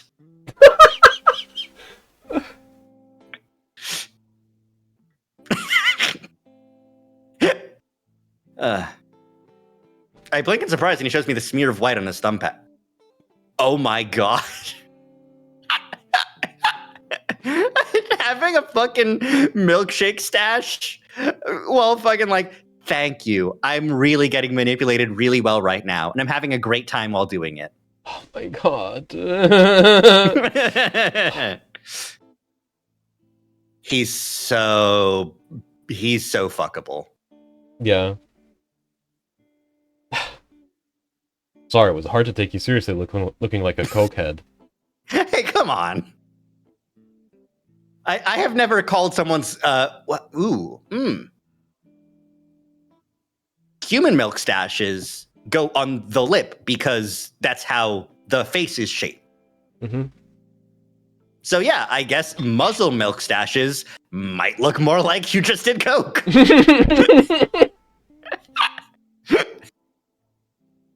Yeah. He grins and licks his thumb. Licks it! An indirect nose kiss. I blush and grab a napkin to wipe my face, but Leah rests a paw on my arm. But seriously, thanks for trying at least. If you were a sane person, you would accept that and realize that Chase still wants to leave, and that's okay. You're not though, so it's not going to happen. So it looks like he's about to say something else. Hesitates, then opens his muzzle again. Guest character? No. Cute. When I look up to find a lanky, patchy, ugly, ring-tailed cat staring down at us with beady black eyes.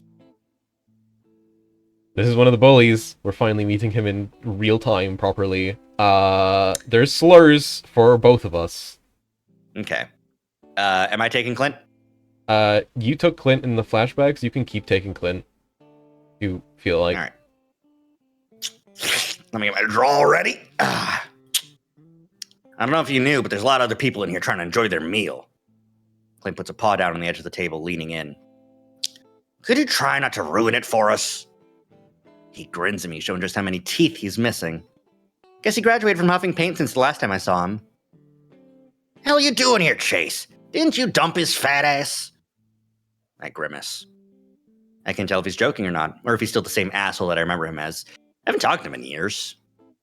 Well, it kind of looks like you dumped your own ass, Clint. What happened to you? I can see Clint's brain work as he digests what I said, deciding whether or not he should be offended. Was that an insult?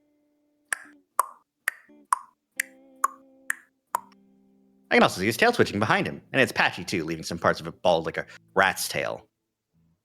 Actually, Clint, you're right. We're all trying to eat, but there's a smelly, ugly, ring-tailed skeleton ruining it for us. The fucking difference in fucking art styles of the two people. Yeah. There are several Clint fuckers out there in Echo fandom. That's fair. I will never understand You're allowed them. to be. I will never understand them, but I will salute them regardless. That's fair. People who are down on their luck in a very bad spot, dealing with physical body issues based on perhaps potentially drug use, are allowed to deserve love. Yeah.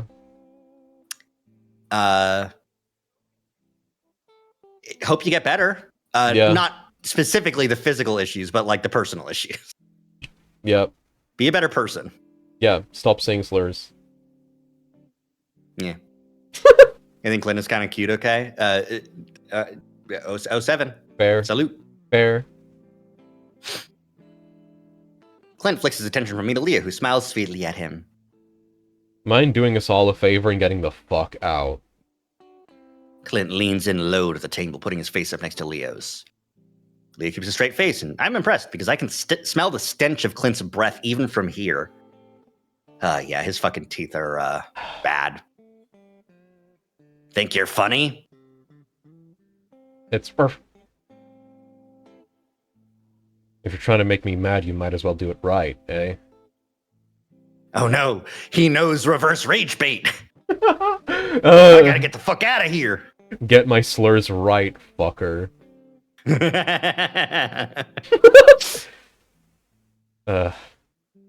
I will never not forget that time Clem accidentally did a slur.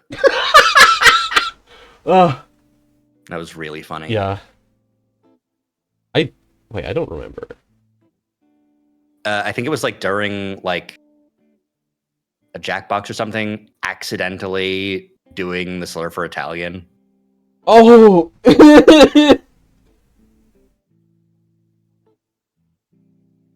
It's been a while. It was like years ago. God. I remember when we were at Everfree, we played we played some Jackbox shit, and Clem submitted an answer and said, okay, no one vote for this, okay? None of you are allowed to vote for this. And then the answer popped up, and it was a slur for Jewish people. And one person voted because they felt bad that Clem wasn't getting any votes. Clem was so mad. How dare you! Awesome. Oh, did I double? No, I read that. Leo takes a sip from his milkshake nonchalantly while Clint gapes at him.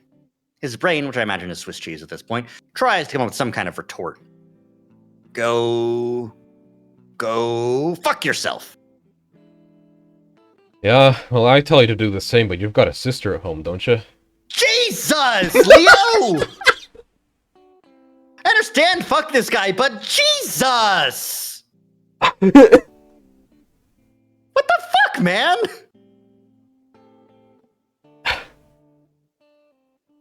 Clint moves fast, swinging a fist up and around toward Leo's jaw. Leo's ready for him and lunges to the side, though the fist still glances the side of his face. Grabs Clint's arm and yanks him down onto the table, which knocks over my milkshake and sends it splashing into my lap. I gasp and stand up and move to the side of the table while Leo starts to rub Clint's face into the mess, smashing it into the table a few times. Zoo boy. Mm-hmm. Mm-hmm. Mm-hmm. Mm-hmm. Mm-hmm. Mm-hmm. What if Reacher was a little bit more cruel? Yeah. You stop that. I jump as Janice shouts right next to me. Leah hears her too and turns around while still holding Clint down. Sad look is still in her eyes, and the fur on her face is matted like she'd been crying a lot, but hadn't washed since. I'm not gonna deal with this today, Leo. You know Clint started it. Leo's ears are flat as he looks back at Janice, clearly thrown off. Underneath him, Clint snarls and thrashes. Am I gonna get the taser from the back? Slowly, Leo backs off of Clint, who immediately shoves himself off the table. I can see Leo prepare himself in case Clint takes another swing, but he doesn't even look at him. His already dirty tank top smeared brown from the milkshake, he stumbles to the door and disappears outside. And clean up that fucking mess before you leave.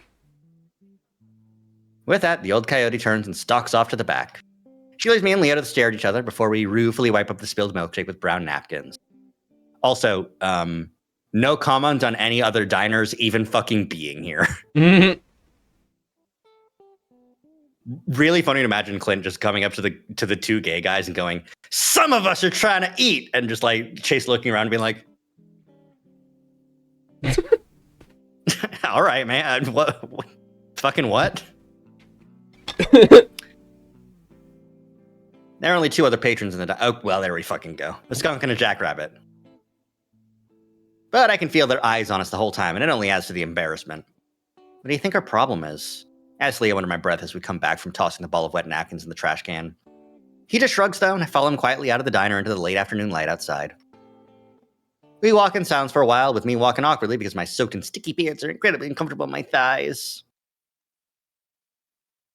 Chase, did you just take a big step to unstick your balls? Yeah, that's funny. How does he know? How does he know? How does he know?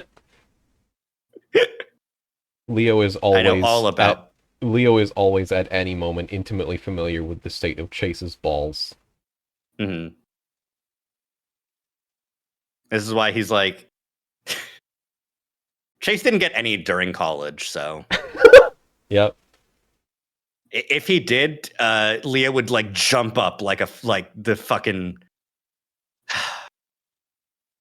Leo would sense it. Ooh, shit! There's a spider in my room. I gotta deal with that. Okay. You want to take a BRB here? Sure. While I deal with that. Yep. BRB. Yay!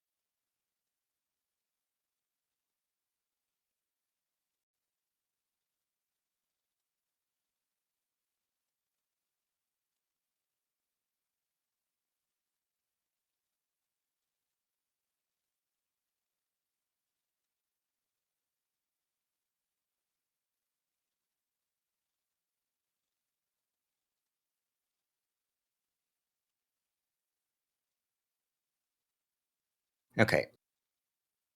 All right. I have returned, but there's still a couple seconds left in the ad. I'm just hanging out. It's this damn heat. It's so hot that a bunch of bugs are coming out of the woodwork.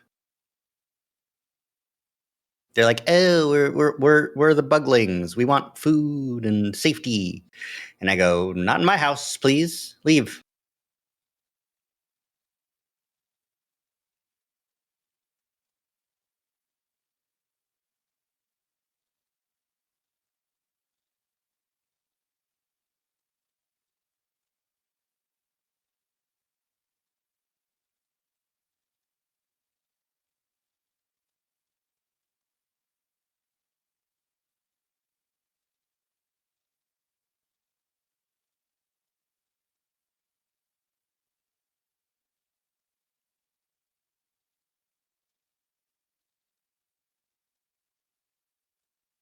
Gonna scroll through Tumblr.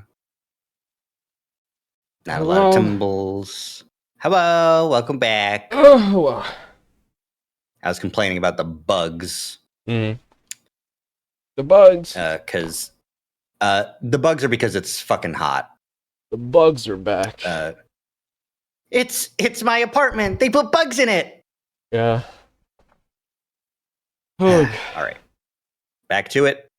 Yeah, To do it. I went to refill my water. I went to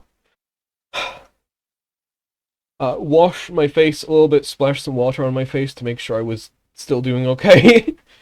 Yeah, sounds good. And I went to open a window because it's horrifically stuffy in here. Mm-hmm. I woke up and it said Is it 65%. At 65% humidity. least it's not 6-7% humidity. Shut the fuck up. As a 3D model, I can do it.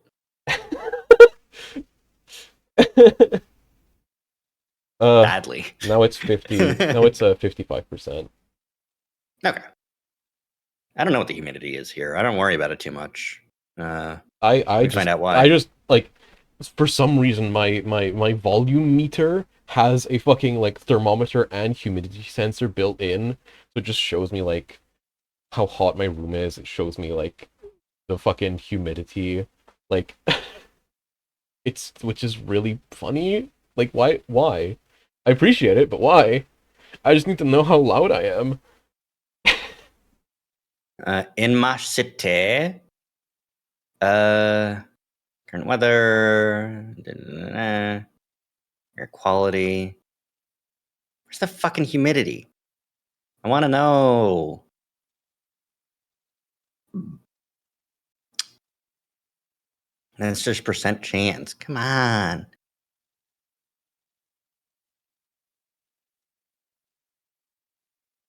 Ugh. Cracking all my bones. In 59% humidity. Okay. That's pretty humid. So yeah, it's more humid over there than it is here. Yep. But it's I don't cold worry about here, it. so Yeah. Anyways, Echo. Echo, yay! We walk in silence for a while, with me walking awkwardly because of my sticky balls. We stop at the motel where I change and shower before grabbing a fresh change of clothes, and we start back out again. I think about staying behind at the motel, but I feel like that would be a dick move after what Leo's been through today.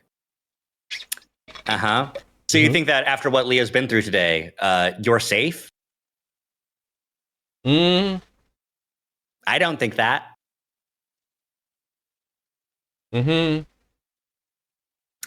As we walk back, Leo takes a detour, stopping at the convenience store. The fight has made things a little awkward between us, so I just shove my paws in my pockets and follow Leo. We go to the back where he grabs a 12-pack. He doesn't say anything to me either as he makes his way to the front to pay. Finally, when we're back outside, he nudges me in the direction behind the convenience store. Let's sit. I lead the way because we've both done this dozens of times before. Oh no, not a relationship ritual. A relationship ritual split an entire 12-pack. Behind the convenience store. Yeah. In a single session. We step off the asphalt and down a little ways into the brush where Leo pulls me up onto a boulder. Leo sighs, pulling out the first beer bottle.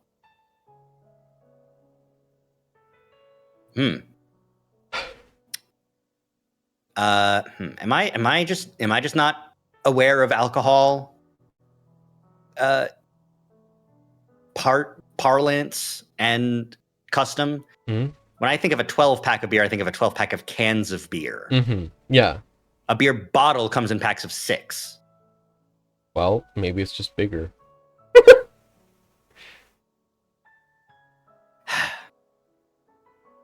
This is ruining my immersion. I don't know whether they have cans or bottles. Well, now they have bottles, but like, how do they buy a 12 pack of bottles?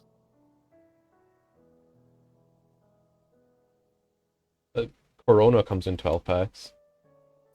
Does it? Yeah. Corona beer 12 pack. Oh yeah, I guess it does. There's 12 packs of both. Yeah. All right. Mm-hmm. The more I know. I didn't know. Yeah, okay. I have seen 12 packs before, but I think the most common things I think of are 12 packs of cans, like a regular soda can 12 pack, but Yeah. it's beer, and then like the 6 packs of bottles that you carry with the handle. Yeah. Anyways, leaning back, he pulls out his keys to use the bottle opener on his keychain before handing it over to me, and he gripped it and ripped it. Mm-hmm. Does the same for himself and practically chugs the whole thing before grabbing another, even before I'm able to take my first swig.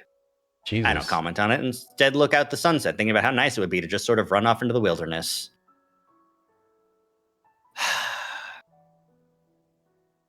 Yeah. Real normal about it, eh? Yeah. I wonder how recent those holes are. At least for a little while. I leaned back and sighed, noticing a white and brown splotch on the knee of Leo's jeans. What you said to Clint, that was pretty mean. He said some pretty mean stuff too, and it's not like I like saying that shit to him. Seeing me lying back, Leo shifts closer to me, allowing me to rest my head against his thigh. Again, the familiar position probably isn't a good idea, but I just don't care.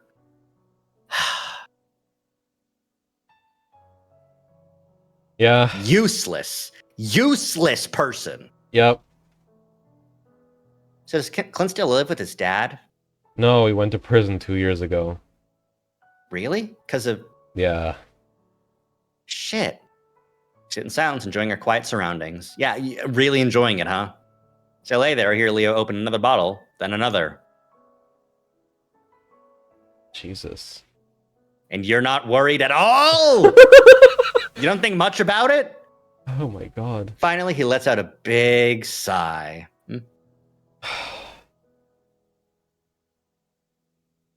Chase. Come back to Echo. I close my eyes, turning my vision blood red against the sunset. Maybe. Just not yet. He doesn't press the issue, instead reaching out for another bottle.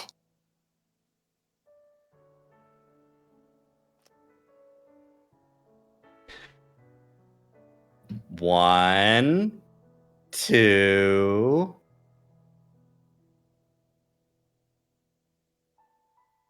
three, 4, 5.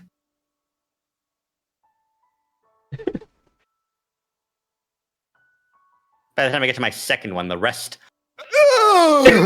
10! 10! 10! 10! He chugged 10! 12 straight bottles of Corona. Well, it's fine if it's Corona. Ugh. It barely qualifies as beer. Yeah. No, I don't know what... I'm joking, I know nothing. I don't know what beers... I don't know what beer Leo would drink.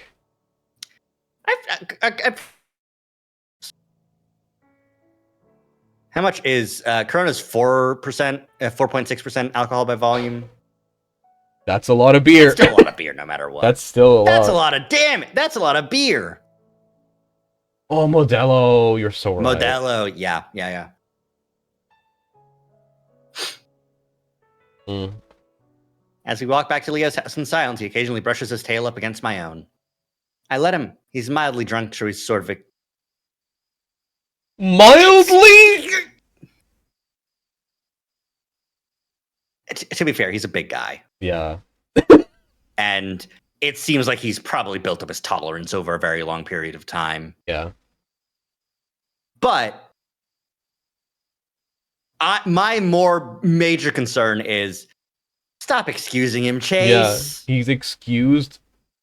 Girl, you're not together anymore. Do you want to get back together? Okay, that's something you can discuss, but don't let him be this familiar with you when you're no longer together. Like, Well, you see, Chase just wants a spring break quickie. exactly. So it's okay if he's flirtatious because it doesn't mean anything because they haven't talked about it. Oh, Yeah. That spring break quickie is going to turn into I'm locked in the fucking dungeon? Okay. Mm. This is why I never have sex. They'd have to push his muzzle away when he leans up against me for some support after his feet hit a sudden dip in the road. I'm busy trying to steady him when I hear footsteps pounding up behind us. Before I know it, Leo shoved me hard to the side and I go stumbling into the weeds. Whirling around, I see a dark figure running off to the side from Leo. His attack aborted. He saw the wolf had seen him. Comes back around and I immediately see that it's Clint. He's got a crowbar in one paw. Oh. My stomach drops as I look from him to Leo, who's got a giant smile on his face like this is exactly what he wanted to happen. What the hell? Come back for more, Clint. Clint doesn't say anything. Instead, he just screams and runs at Leo again. Ah! Usually, I wouldn't be worried about Leo in a fight with Clint, but the crowbar and the fact that Leo can barely stand has me really worried. Leo backpedals and ducks low and lunges forward, which I don't think Clint expects. His grunt is guttural, but by his surprise, he doesn't go down. Instead, he grips the back of Leo's shirt before raising the crowbar and bringing it down hard into Leo's back with a solid, meaty thud. Ooh, right in the spine. Ugh. Ugh. I gasp and cringe, starting to jog towards them. Clint presses forward and Leo trips over something, landing on his butt. Clint raises the crowbar again and Leo raises a paw. For about 2 seconds, they play a game with Leo moving his paws around above his head, anticipating the swing. Clint, meanwhile, keeps trying to re-angle the crowbar so Leo will miss. Doesn't get a chance, though, because that's when I reach them. I'm not exactly a good fighter, considering I've never been in a fight before, but the idea of Leo getting his face beaten in with a crowbar provides me with the terror that spurs me on. I jump on his back, grab a handful of the fur in his forehead, and yank back as hard as I can. Guess I should have hit him or something, but it seems to work all right. His remaining teeth flash in the porch light, and I get a hot blast of his rancid breath as he snarls angrily. Ah! Suddenly, I'm sitting down on the asphalt, feeling my forehead just caved in. Lester somehow swung the crowbar back and hit me. Okay, I'm glad the audio went away. I wanted to talk, but I wanted to not have that fucking ringing in the ears continue to play. Yeah. Oh, boy. Yeah. Has anyone heard one single angelic note? I desperately rub on my head, imagining the skull shattered in a million pieces like an egg, but everything feels like it's still in shape. The fight's still going on, and now I can hear Leo snarling. It's not a sound that I've heard that often, but it's deep and way scarier than anything Clint could have managed. Try to focus on the spot that I see in their bodies tangled together. When I do see that Clint's on top again, the crowbar raised, pointing it down, aiming at Leo's face. Oh no, the boys! Shut the fuck up. No, it's really funny that the thing I've seen the most of the boys post finale, other than the Deep walking in and everyone being fucking disappointed, is a green screen of Billy Butcher with the fucking crowbar opening up a can of Dr. Pepper. Yeah. Like, yeah, cracking open other things with that crowbar. Exactly. Cracking open a fucking treasure chest. Fortnite. Leo Echo. I start to crawl towards them, but there's no way I'm going to make it. Again, the sound of something hard striking flesh, but this time it isn't Clint hitting Leo. It's Clint that hisses in pain this time as he arches back, baring his fangs. There's a dark shape behind him, but before I can focus on it, Leo's massive paw smashes into the side of Clint's face. Leo's not playing this time. In fact, it looks like he's put everything he had into that punch. The sound it makes is like a slab of beef being thrown against concrete. Clint's body visibly glows slack before he slumps down against Leo, only to be shoved roughly to the side.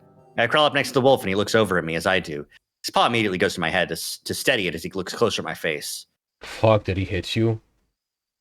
That's when I realize that I have a massive headache and feels like it's full of water. I rub a spot that itches a bit right above my eyebrow and my pads come away slightly dark and bloody. That fucking piece of shit. Leo sends a back fist into the side of the downed Clint's face. Hey, it's enough, Leo. That's when I remember that it was someone else that actually saved Leo. The voice is familiar, but it isn't until I look up at the source that the sauce. God damn it. The sauce. It isn't until I look up at the sauce that I recognize sauce. Someone needs to YTP our Echo streams. There's certainly enough material. Mm-hmm. Wow. I recognize Kudzu. He's breathing hard and he's holding the crowbar that Clint dropped. The dark spots around his eyes blend in with the ow. Thank you for the Shinx attack, Vanilla. How's it going, Vanilla? Hi, Vanilla. Hi, Vanilla. Hi.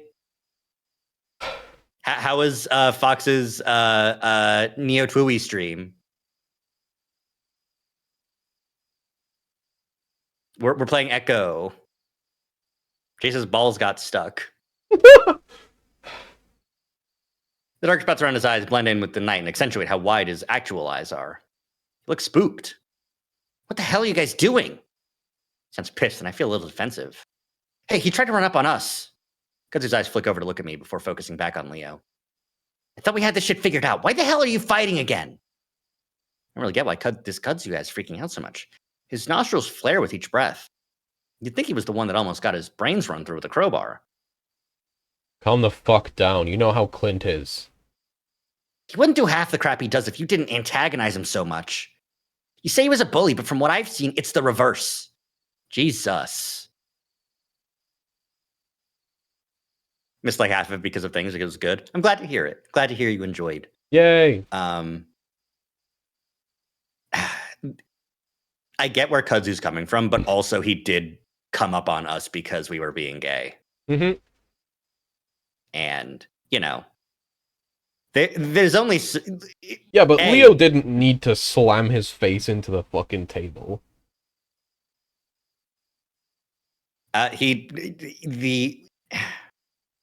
There is a line that was drawn, and it was probably rubbing his face in the milkshake. Yeah, like Leo, like him getting up and pinning him, I think was fine because he did throw the first punch, right? Yeah, like Clint really. I mean, he threw the first punch because Leo said he should go home and fuck his sister.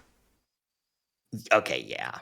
Like Leo is consistently escalating things, I think. Like they're both escalating each other. Like there's the I'm meeting you at your level of barbs because fuck you. Cuz like I do kind of get like if Leo doesn't quote unquote stand up to Clint, it's okay for Echo to be like that. Yeah. To be homophobic, right? And it's a small town. If you have one gay guy that's like in charge and actually will beat the shit out of you, then it's an okay town for gay people. Yeah, but Leo doesn't need to be that guy because Flynn is already here.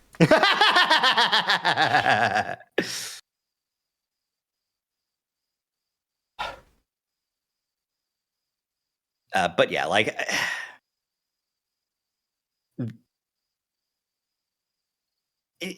if we were going on fighting words, you could also just argue that Clint's initial, like, hey, stop being gay. It's ruining my appetite. Yeah. Like, then Leo can throw the first punch.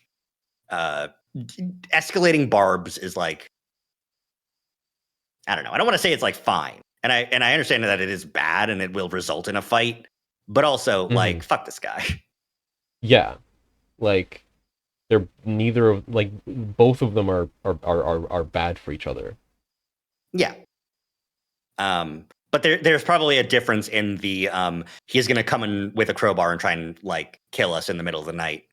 Yeah. If we don't like if you pin him and be like, all right, we good? We done? We done with this? Go away. Yeah. He probably still might have, but you know. Yeah. If Kudzu is going to be like, you should have just shut up and taken it, like, that's a bad take, I think. Like, well, considering that they say like it stopped, then it might be the fact that Chase is back, right? Hmm. Like it wouldn't have made Clint any less of an asshole, but the way Kudzu's acting makes it seem like if Clint ever was an asshole while Chase was not here, Leo dealt with it differently. Yeah. Probably in turning the other cheek and being like, whatever, Clint, you fucking asshole, and just left, you know? Mm-hmm. But now, since Chase is back. Mm-hmm. Anyways. It's hard to think of Leo as a bully.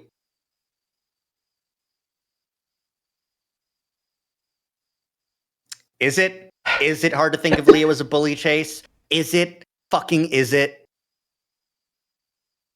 You were a squad of 4 assholes. Yeah. TJ and Jenna were just there. Yeah. Jenna's kind of an asshole, but Yeah. in that way that girls can be assholes. Yeah. Girls are allowed to be assholes. It's fine. It's fine. Yeah. Misandry. Yay! Yay. But yeah, no, like whatever. Girls can be assholes. Girl power. Do you think Margaret Thatcher effectively utilized girl power when she went to hell? Yes. When she opened the first gender neutral bathroom. Yeah. With the new guidance, with the new fucking guidance, Margaret Thatcher's grave is now the only gender neutral bathroom in the entirety of the UK. Thank you for your service, ma'am.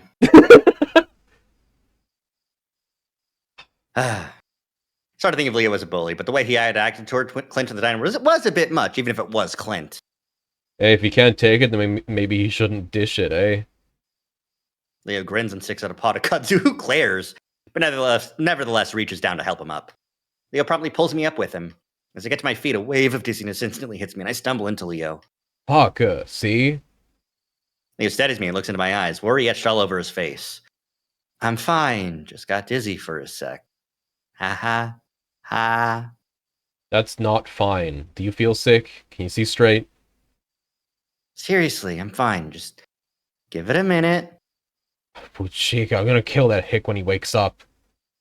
At that moment, Clint makes a snorting sound and starts to roll over. His eyes flash to where he's laying, but Kudzu steps up between the two, still glaring. No! Get the fuck back home, take care of the otter, and see if I can keep him from trying to kill you later on down the road. Fat chance he's been wanting to kill me since middle school. Clint starts to sit up, supporting himself with both paws as he looks around. Go! Whatever. He turns back to me and his eyes soften as he puts an arm around my shoulders. Come on, we might need to go to the hospital. I'm fine, really. Low tones of Kudzu's voice murmuring to Clint fades off as we stumble into the night. You fucking piece of shit. Stop being an asshole. No, you're not fine. He hit you fucking hard. God damn that fucking idiot. He could have killed you. Put a paw back to the sore of my forehead and rub at it. Leo grabs my wrist. Don't do that. You'll infect it. We'll clean it up back at my place. Swear to God, I'm not gonna let you leave my house without my gun again. Interesting. I understand it because he was attacked with a weapon, but also when you leave your house with a gun, you are going out with the intent to kill. Or you are understanding that in an altercation where you need to pull your gun, you are going to be killing the other person. Yeah. Which, again, like, I get, but like most fights, without a firearm... If you leave the house with a weapon on you, you are understanding and accepting the eventuality that if you are in an altercation, you will use that thing. Like, and if you use it, you will be killed. You can't just think, oh, I'll just wing him, or I'll just get him in a limb or something. Yeah, like, it will be on hand to use. This is the same for, like, if you have a knife on you. If you have just fucking pepper spray on you. If you have it on hand, you are going to want to use it. right? Hmm. Rather than just using your fucking hands. Yeah. And by choosing a lethal option like a gun or a knife, you're accepting that a lethal outcome is possible. Mm-hmm. Like bringing a taser or pepper spray with you, like you can say like it's a deterrent. It will get them to stop attacking me, and I can get out. Mm-hmm. Unless you're like really fucking crazy and you just like keep on pepper spraying him or keep on tasing them. Yep. It's arming yourself is a tacit admission that you are okay with whatever outcome that weapon is meant to do. Yeah. The purpose of a machine is what it does. Yeah. A purpose of taking a gun with you is killing someone. Mm-hmm. So, thanks, Leo.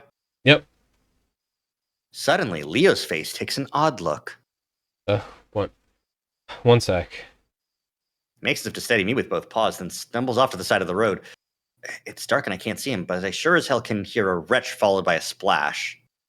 This happens about 3 more times before Leo shakily but more steadily approaches me from the darkness, a sheepish grin on his face. You okay? Yeah, I just had a little too much. Really? The Leo I knew could down 15 cans. It's back to cans. Or no, this is just a separate metric of alcohol drinking. Mm-hmm. 15 cans and still walk. Hey, rolling around with a crazy long tail sitting on you won't do your gut any favors. Mm-hmm. Sure. Leo chuckles and wraps an arm around me again, though this one feels more intimate rather than just being there to keep me steady. We walk in silence for a while, just enjoying the evening air and my blood. Mm-hmm. The temperature's always perfect here when the sun's gone. Gets me more annoyed, though, because I imagine we'd be having a much better time if Clint hadn't just tried to murder us. At least that's what I imagine he was trying to do, since hitting someone with a crowbar isn't exactly fucking around. Has it really gotten this bad between you and Clint? Leo squeezes me.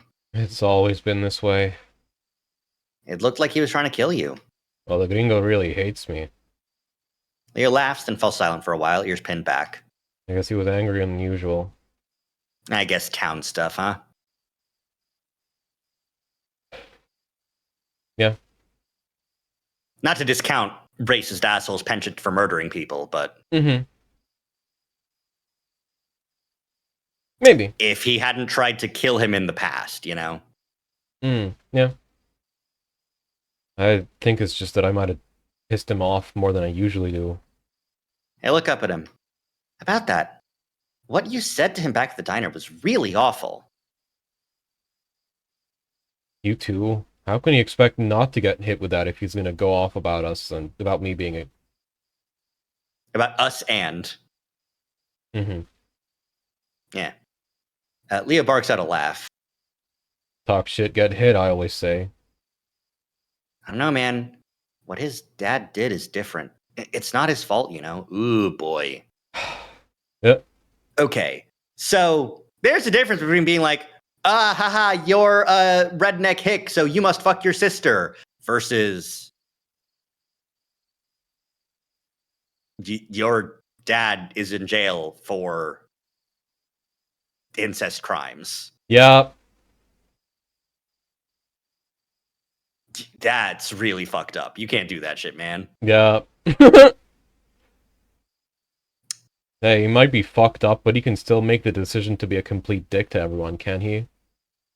Yeah, but you poked him in the most fucked up way possible.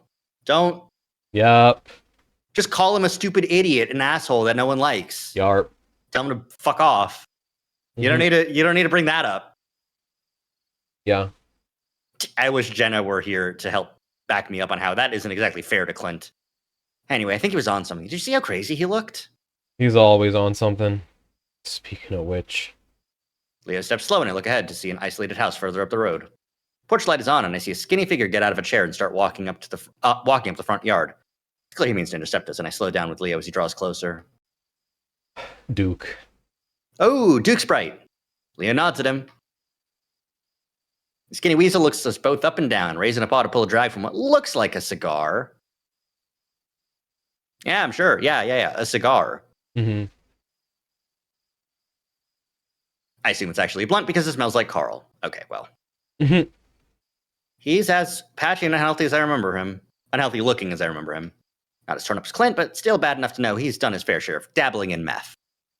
Doesn't say anything, and after a while, Leo clears his throat. Isn't it nice? He's here. As Duke cuts Leo off, he's staring right at me, so I assume it's me he's talking about. Hi, Duke. Probably couldn't have said any more awkwardly.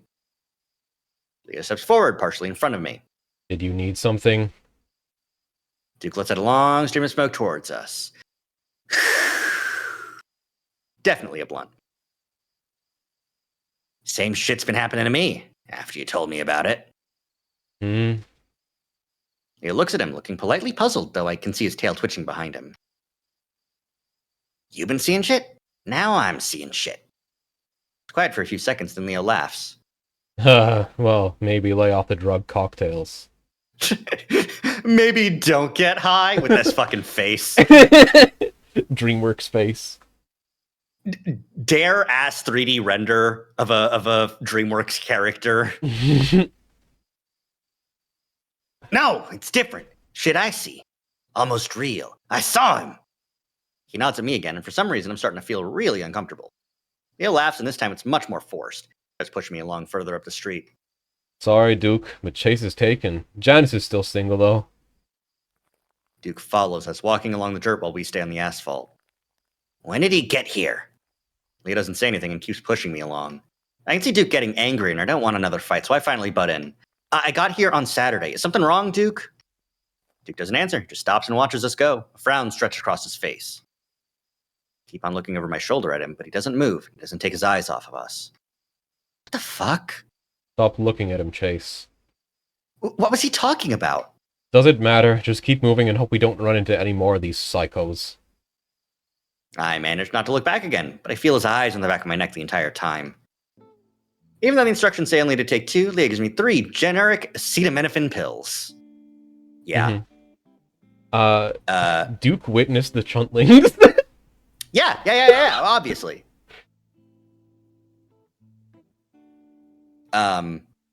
I had a pain in my shoulder, and I asked my mom, who's a nurse, what to do, and she was like, "Okay, so take a shit ton of ibuprofen." Yeah. And I was like, "But the instructions say, yeah, take a shit ton." Anyway, so true. Don't take a shit ton. Follow the instructions if you're elsewhere. Mm-hmm. This really is a liver damage route. Yeah. Yep. Yeah. Yep. Surprisingly, more drugs than Carl's route. every route, Chase experiences some shit. Experiences some permanent damage. We get to the end of the game, we collapse all the timelines, and Chunt just fucking dies. Yeah. Everyone else is okay, though. We fucking... Somehow, yeah, we collapse all the timelines. Chunt receives all the injuries at once. He somehow has a permanently broken ankle. He somehow has a permanently broken ankle, even though both his legs are gone. Jesus. He gets bisected?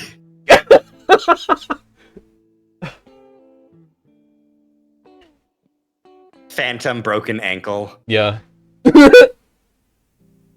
Horrible. After that, he takes me to the bathroom and starts cleaning the cut on my forehead. I grimace against the sting of the rubbing alcohol. We really should take you to the ER. This might even need stitches. I lean my head into his paws because not having to hold it up myself feels good. No, it's not that bad. Besides, even if it is a concussion, they'll just send me home and tell me to get some rest. Along with the $500 bill. I played football, I know, but you never know how serious it could be. I sigh and don't say anything, deciding it would be easier just not to argue.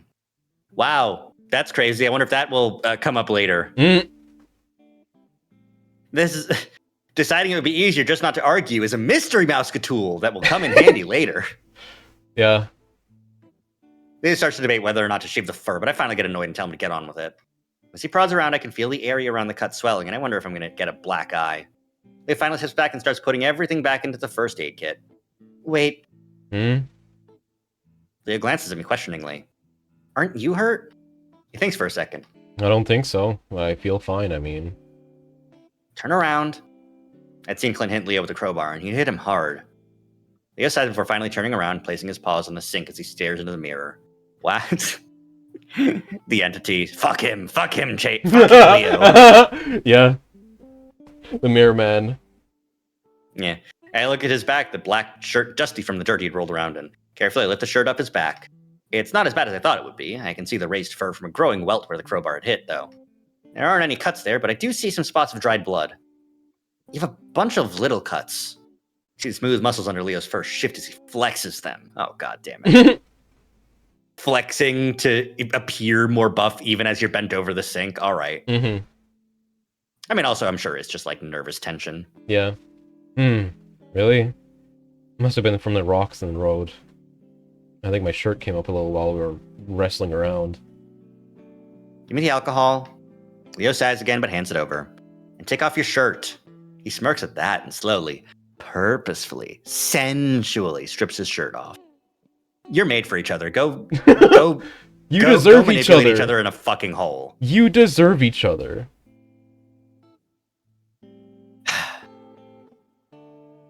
I try to ignore him, but I'd be lying if I said I wasn't turned on by his body.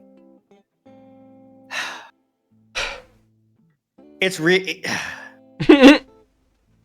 I don't know if it's like a...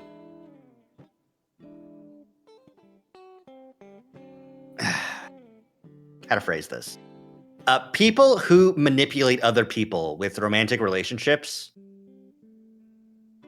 have an easier time if they are hot, right? Yep. But I wonder if that's because, like, I wonder if it's influenced either way, or if there's just like a lot of romantic manipulators that don't have that are like 6 out of 10s or lower, you know? Yeah. Like if it's just like an undercounted group because you only hear about the ones that like are really successful because they're really hot. Mm-hmm. Anyways. Sorry, I scrubbed ahead Been to a- Leo's next line and he's shirtless. Yeah. And we All get to right. see the shirtless sprite. Yay. It's been a long time since I saw him shirtless, and he's kind of changed. He's thicker, broader in the shoulders and chest. The muscles smoother and a little more filled out. I swallow and start to dab the alcohol into the cuts. He makes no indication of feeling any pain, instead swishing his tail around and flicking it up between my legs. Jesus Christ. Mhm. Like, I understand that you're playing this fucking game right now. I'm trying to clean your fucking wounds. Shut up. Yeah. Again, I don't know why, but Leo has a way of making you want to play along, even if you know it's a bet.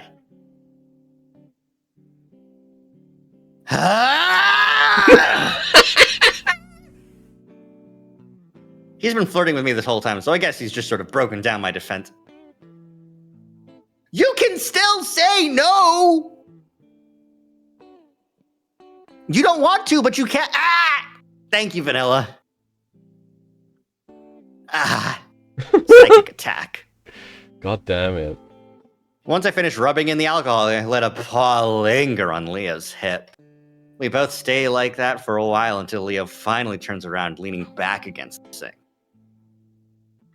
I look over his form, his broad chest down to his thick stomach. Yeah, uh-huh. He isn't even that much like more muscular or fat than Carl. Yeah, exactly. What defense is he such a chunt? So true, Vanilla. Exactly. Like what you see. When I look back up at him, his brows are raised, and before I can say anything, he's leaning down. I think he's about to kiss me, so I turn my head to the side. But instead, he just nuzzles the side of my head as he brings me in for a hug. I freeze for a second, but relax into his hold after a while, enjoying the feel of his warm fur against mine. Fucking chunts. Mhm. Fucking chunts, the both of them. The both of them! Yeah. They deserve each other. Like, They deserve each other. / negative. yeah. Fucking. It's really telling that as bad as Leo wants Chase, he is still going for the nuzzle. He knows to play it slow enough. Mm-hmm. He doesn't say anything, just holds me. I can feel his excitement through his pants as he presses into me and starts nibbling at my ear. Oh boy, he wants. Yeah, all right. Yep. I gasp as he catches it between his teeth, and I almost moan. Oh my god. He, of course, knows I have sensitive ears. He moans a little in response, and before I know it, he's pulling me up against him. Then he lifts me off the ground as he spins around and sits me up on the sink. Awesome. My head throbs again, and I think I'm about to fall. But he holds on to me before he begins digging his muzzle into my neck, kissing and licking. Let's see that CG. Jesus. I want a chuntling to appear. Let's see that CG. Press H. Okay. Damn. Look at how he's gripping the sink. Yeah. Horny grip. God damn. God damn. God damn. Yeah. God damn. Like, Yeah. okay. Yeah. Okay. Okay. Like, okay, as much as Leo is a trap, as much as Leo is, like, bait, It's baited so sweetly. it's... I will bite look that back hook. I will bite that I want to hook. look back at the sink in here. Okay, it is a stood up sink in this CG. Mhm. Okay. Because if this was like a wall sink that was just mounted into the wall, it's fucking breaking. Porcelain is not that strong. Yeah. But it's a full standing sink is fine. I think it's fascinating that like all the like normal backgrounds are stock photos, so they had to like recreate the stock photo bathroom for this CG, which is fascinating. Very fascinating. Anyways, let's get through this. Mhm. I gasp and hug around his body, pulling him closer as he licks and nips. Leaning my throat back, I expose more of my neck to him, closing my eyes as the back of my head presses against the mirror. Leo growls, his paws sliding up under my shirt, feeling up my stomach before moving on to my chest. Here's the thing. This is something that's missing a lot in like straight porn. Mhm. Is there's not a lot of tenderness for the guy a lot of the time. You know, like this, the chest and stomach being an erogenous zone is ignored a lot exactly of the time for guys. Exactly. Like, yeah. It's refreshing to see. I know they have to because it's foreplay and they're two dudes, so they have to do something. Yeah. But you know, like it's something you never see. Yeah.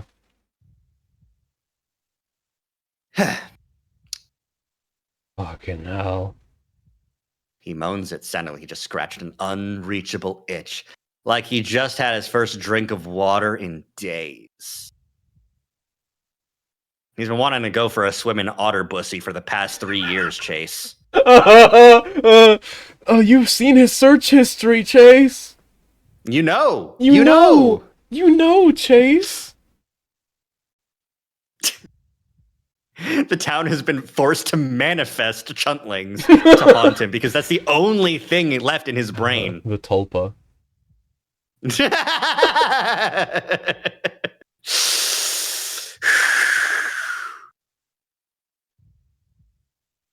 Yeah.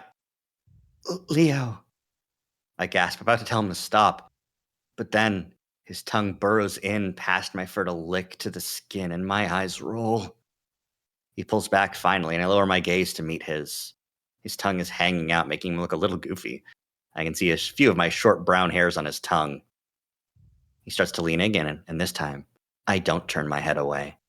As he almost reaches me, his eyes suddenly flick to the right, looking over my shoulder, and I see shock cross his expression. Then he jumps and spins around, knocking over the soap dispenser and first aid kit. I jump too. What? Leo continues to stare, one paw clutching his chest, the other digging into my thigh. Hi. I wait for him to finish, but he doesn't go on. Did you see something? I thought I did. Just seeing things, I guess. The chuntling happened. Finally turns his attention to the first aid kit, leans over and starting to pick everything back up. Slowly, I slide down from the sink, pushing my shirt back into place, realizing that the moment had passed. Mhm. The moment's not over until both of your boners are gone. Well, I guess both of their boners are gone. They Mm. probably got, like, actually shell-shocked. well, you know, fear boner. And that's true. We'll definitely see more of that later on. Yeah. Fear boner is a special mystery Mouska tool. God, Chekhov's fear boner. It has to go off. God. While I'm curious as to what he saw, I'm also conscious of the fact that I've been rocked. Awesome. Thanks, Vanilla. Thanks, Vanilla. I'm also conscious of the fact that the break in our intimacy has made things awkward again. Should we check the house? Could be Clint. No, wasn't Clint. He grabs his shirt and pulls it back on before turning to me. I'm just seeing things. I think back to Clint. Well, all right. As we leave the bathroom, Leah looks back in for a moment before flipping the light off. I think it's a little strange that he makes sure to close the door. Leah doesn't make a move on me again that night, instead keeping a good few inches between us on the bed. Ooh! Hmm.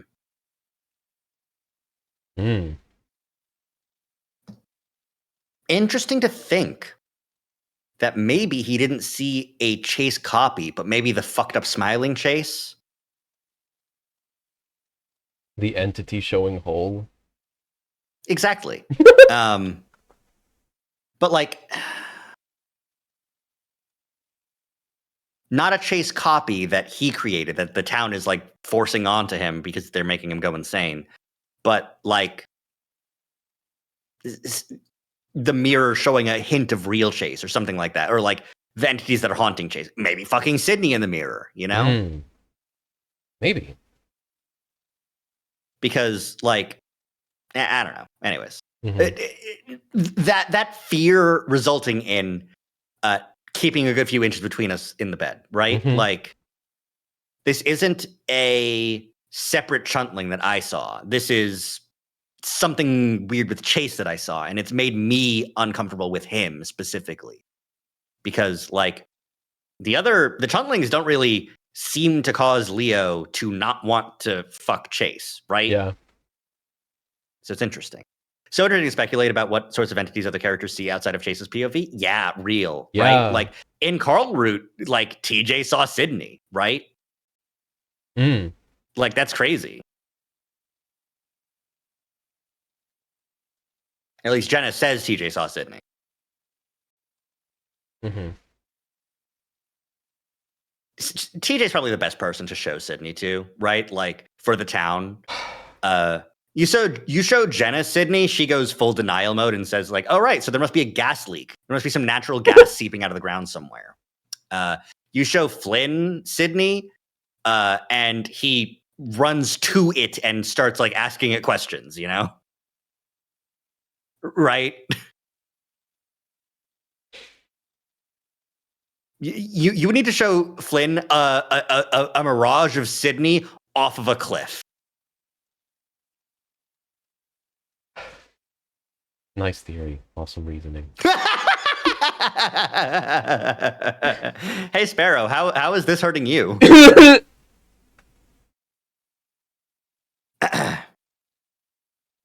I can't help but wonder if I did something wrong. What I do know is that I'm kind of disappointed. I wanted to get railed, but alas. Okay. Man. How you feeling? I think, okay, we've been going for 2.5 About hours, 2 hours 45. Yeah. We started like almost an hour late. But, and you know. we started like almost an hour late, and I am not feeling great the whole time. Mm-hmm. I think we can wrap up here for today. I think that's the good idea. I don't think we can Sounds I don't good. think we can do the entirety of Thursday. That's fair. Thursdays usually get like big, I Mhm. think. Sorry. Should I would like clarification as to why. What? Why you went like that. Oh, I I thought about Thursday the Typhlosion from my Pokemon Mystery Dungeon. Getting Fucking big. explores Mhm, of Sky streams. Anyway. Yep. Thursday get big. Mm-hmm. Fascinating. All right. Ugh. Let's go ahead and save and go back to title, and we can wrap it up. Yeah. Oh my god. This is awesome. Mm-hmm. Cheesing Amber. So true.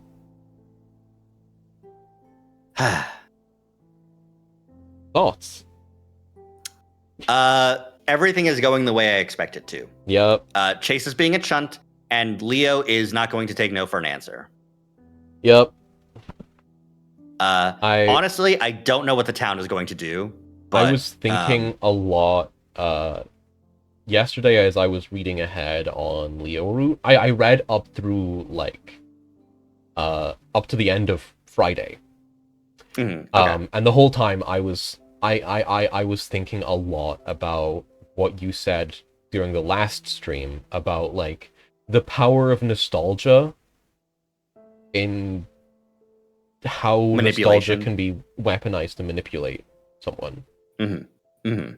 That's very much a recurring theme here, and we saw it again today. I can imagine too. Like it's the fucking convenience store ritual of drinking behind the convenience store. Yeah, God. It's Leo doing everything he can to make Chase remember the good parts of Echo and ignore the bad parts. Mm-hmm. And even if there are bad parts, he will stop them because he can and he will and he must. Yeah. Because he must protect the pack, whether they want it or not. Mm-hmm. Very funny that only Jenna running away from home is like the only like pass he'll give to anyone to leave the pack voluntarily. Yeah. He's like, oh, that was real fucked up, your home life. You can go, actually. Mm-hmm. Best of luck. I wish you the best. Yeah. Also, I realized while I was rewatching some of the previous Echo streams the other day as well. I realized that I remembered that like the two bullies that we saw during the flashbacks in Carl Root, one of them was Clint, the other one was Jeremy, which is Jenna's brother. Oh, right. Is he kind of like is he a real bully of him individually, or is he one of those like people who get swept along with bullying other people because he just is kind of stupid and peer pressured? I don't know. I don't know how to answer that currently. That's fair. Well, I'm sure we'll get to him. Yeah, I'm sure we'll. Yeah, I'm sure it'll come up at the very least in like Route 65, the prequel game, and like any other like fucking yeah, any other flashbacks we see. Yeah. Because like those sorts of characters are very interesting to me. The not a bully, but the bully's minion that's sort of just like around for self-protection, because if they aren't with them, they're against them. And also like, I understand that it's mean, but like not really, because I'm young and stupid and I don't like really see other people as other people. All right. Leo is a bad person. Leo is a bad person, but god damn it, And if I say this is that one friend that I had to cut off. Yeah, okay. Yeah. Sorry. Yeah. No, I understand. I understand perfectly. Thank you for understanding. Look, the fact that I'm still thinking about her, huh? Yep. Normal. Normal. You have access to that sound. I Normal. don't. Okay. It's fine. All right. Yeah. Outros. Yeah. Hi. Hello. Thank you everyone for coming along. Thank you all for being here. Thank you all for... Yeah, thank you all for coming along. I hope you had a good day. Hope you have a good night. Hope you have a good rest of your week. I'll be back here on my channel tomorrow night, where we'll be playing more of Super Metroid Cryogenesis, which is a brand new Super Metroid ROM hack that just dropped last week. I'm very excited to experience more of it. It looks really neat and interesting. It's very cold. Next Thursday, I'll be on my stream. I'll be on my channel playing more Doom. Next Friday, I'll be back here with Zach reading more Echo.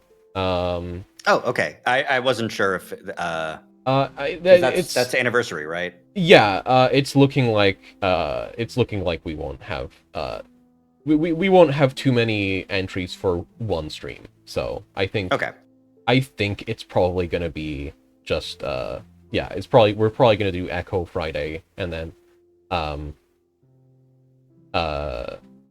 next week Saturday will be the like anniversary showcase. Which, speaking of which, the submissions form is still open. For if you have been working on something, the submissions form is still open for another couple days. I decided to extend the deadline very slightly. I have no idea who else is working on something, and I don't think Echo Stream is the best way to get the word out, but it's fine. It's fine. Yeah. If you want to keep up with me outside of my streams, you can follow me on Tumblr and Blue Sky at Embarion. You can check out my personal website at embarion.neocities.org. And if you want to see all the VODs from my previous streams, subscribe to me on YouTube at Embarion. Zach? I'm Zach. I have no goddamn idea what I'm going to be doing the rest of the week. Monday, I have no idea. I would like to get back to streaming something, but I'll need to figure out what I'm going to be streaming. Mm-hmm. Wednesday, Deltarune.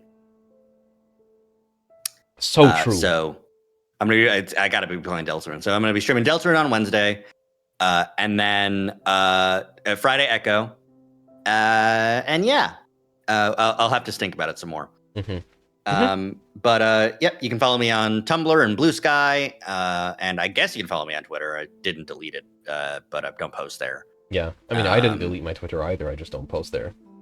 Yeah. I mean, I just don't look at it anymore, because last time I had fucking visions of blue checks. It was fucking November 2024, and you can guess what I was doing. And I was, like, kept awake by visions of blue checks and doom scrolling, and I realized, like, hey, that's not healthy, so I just uninstalled Twitter.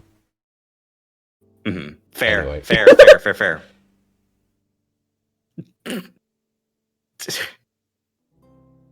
Jax would go on 4chan and call herself a cis male on HRT. Fuck off. Oh, Carl. He's on HRT, ironically. He wears the maid dress, ironically. Carl is one of the protagonists of ranked competitive breast growth. Anyway. That's you can follow me on YouTube. I've got some videos there that are popping off because of the Amazing Digital Circus finale. Yep. Wigglytuff's Amazing Digital Guild. Very funny to see that line go up. Like it's the fucking hockey stick curve on that is really funny. Mm-hmm. But yeah. That's it from me. Let me see who we could raid. There's quite a few. I was looking through. I found no one on my end, so I'll follow you into the dark. Digidoggy's playing Steam Next Fest demos.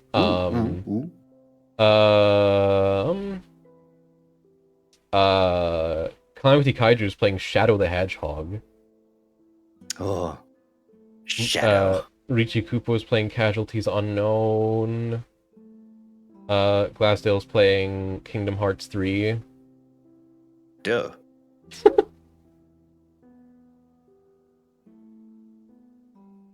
Uh, I'm I'm partial to Steam Next Fest demos.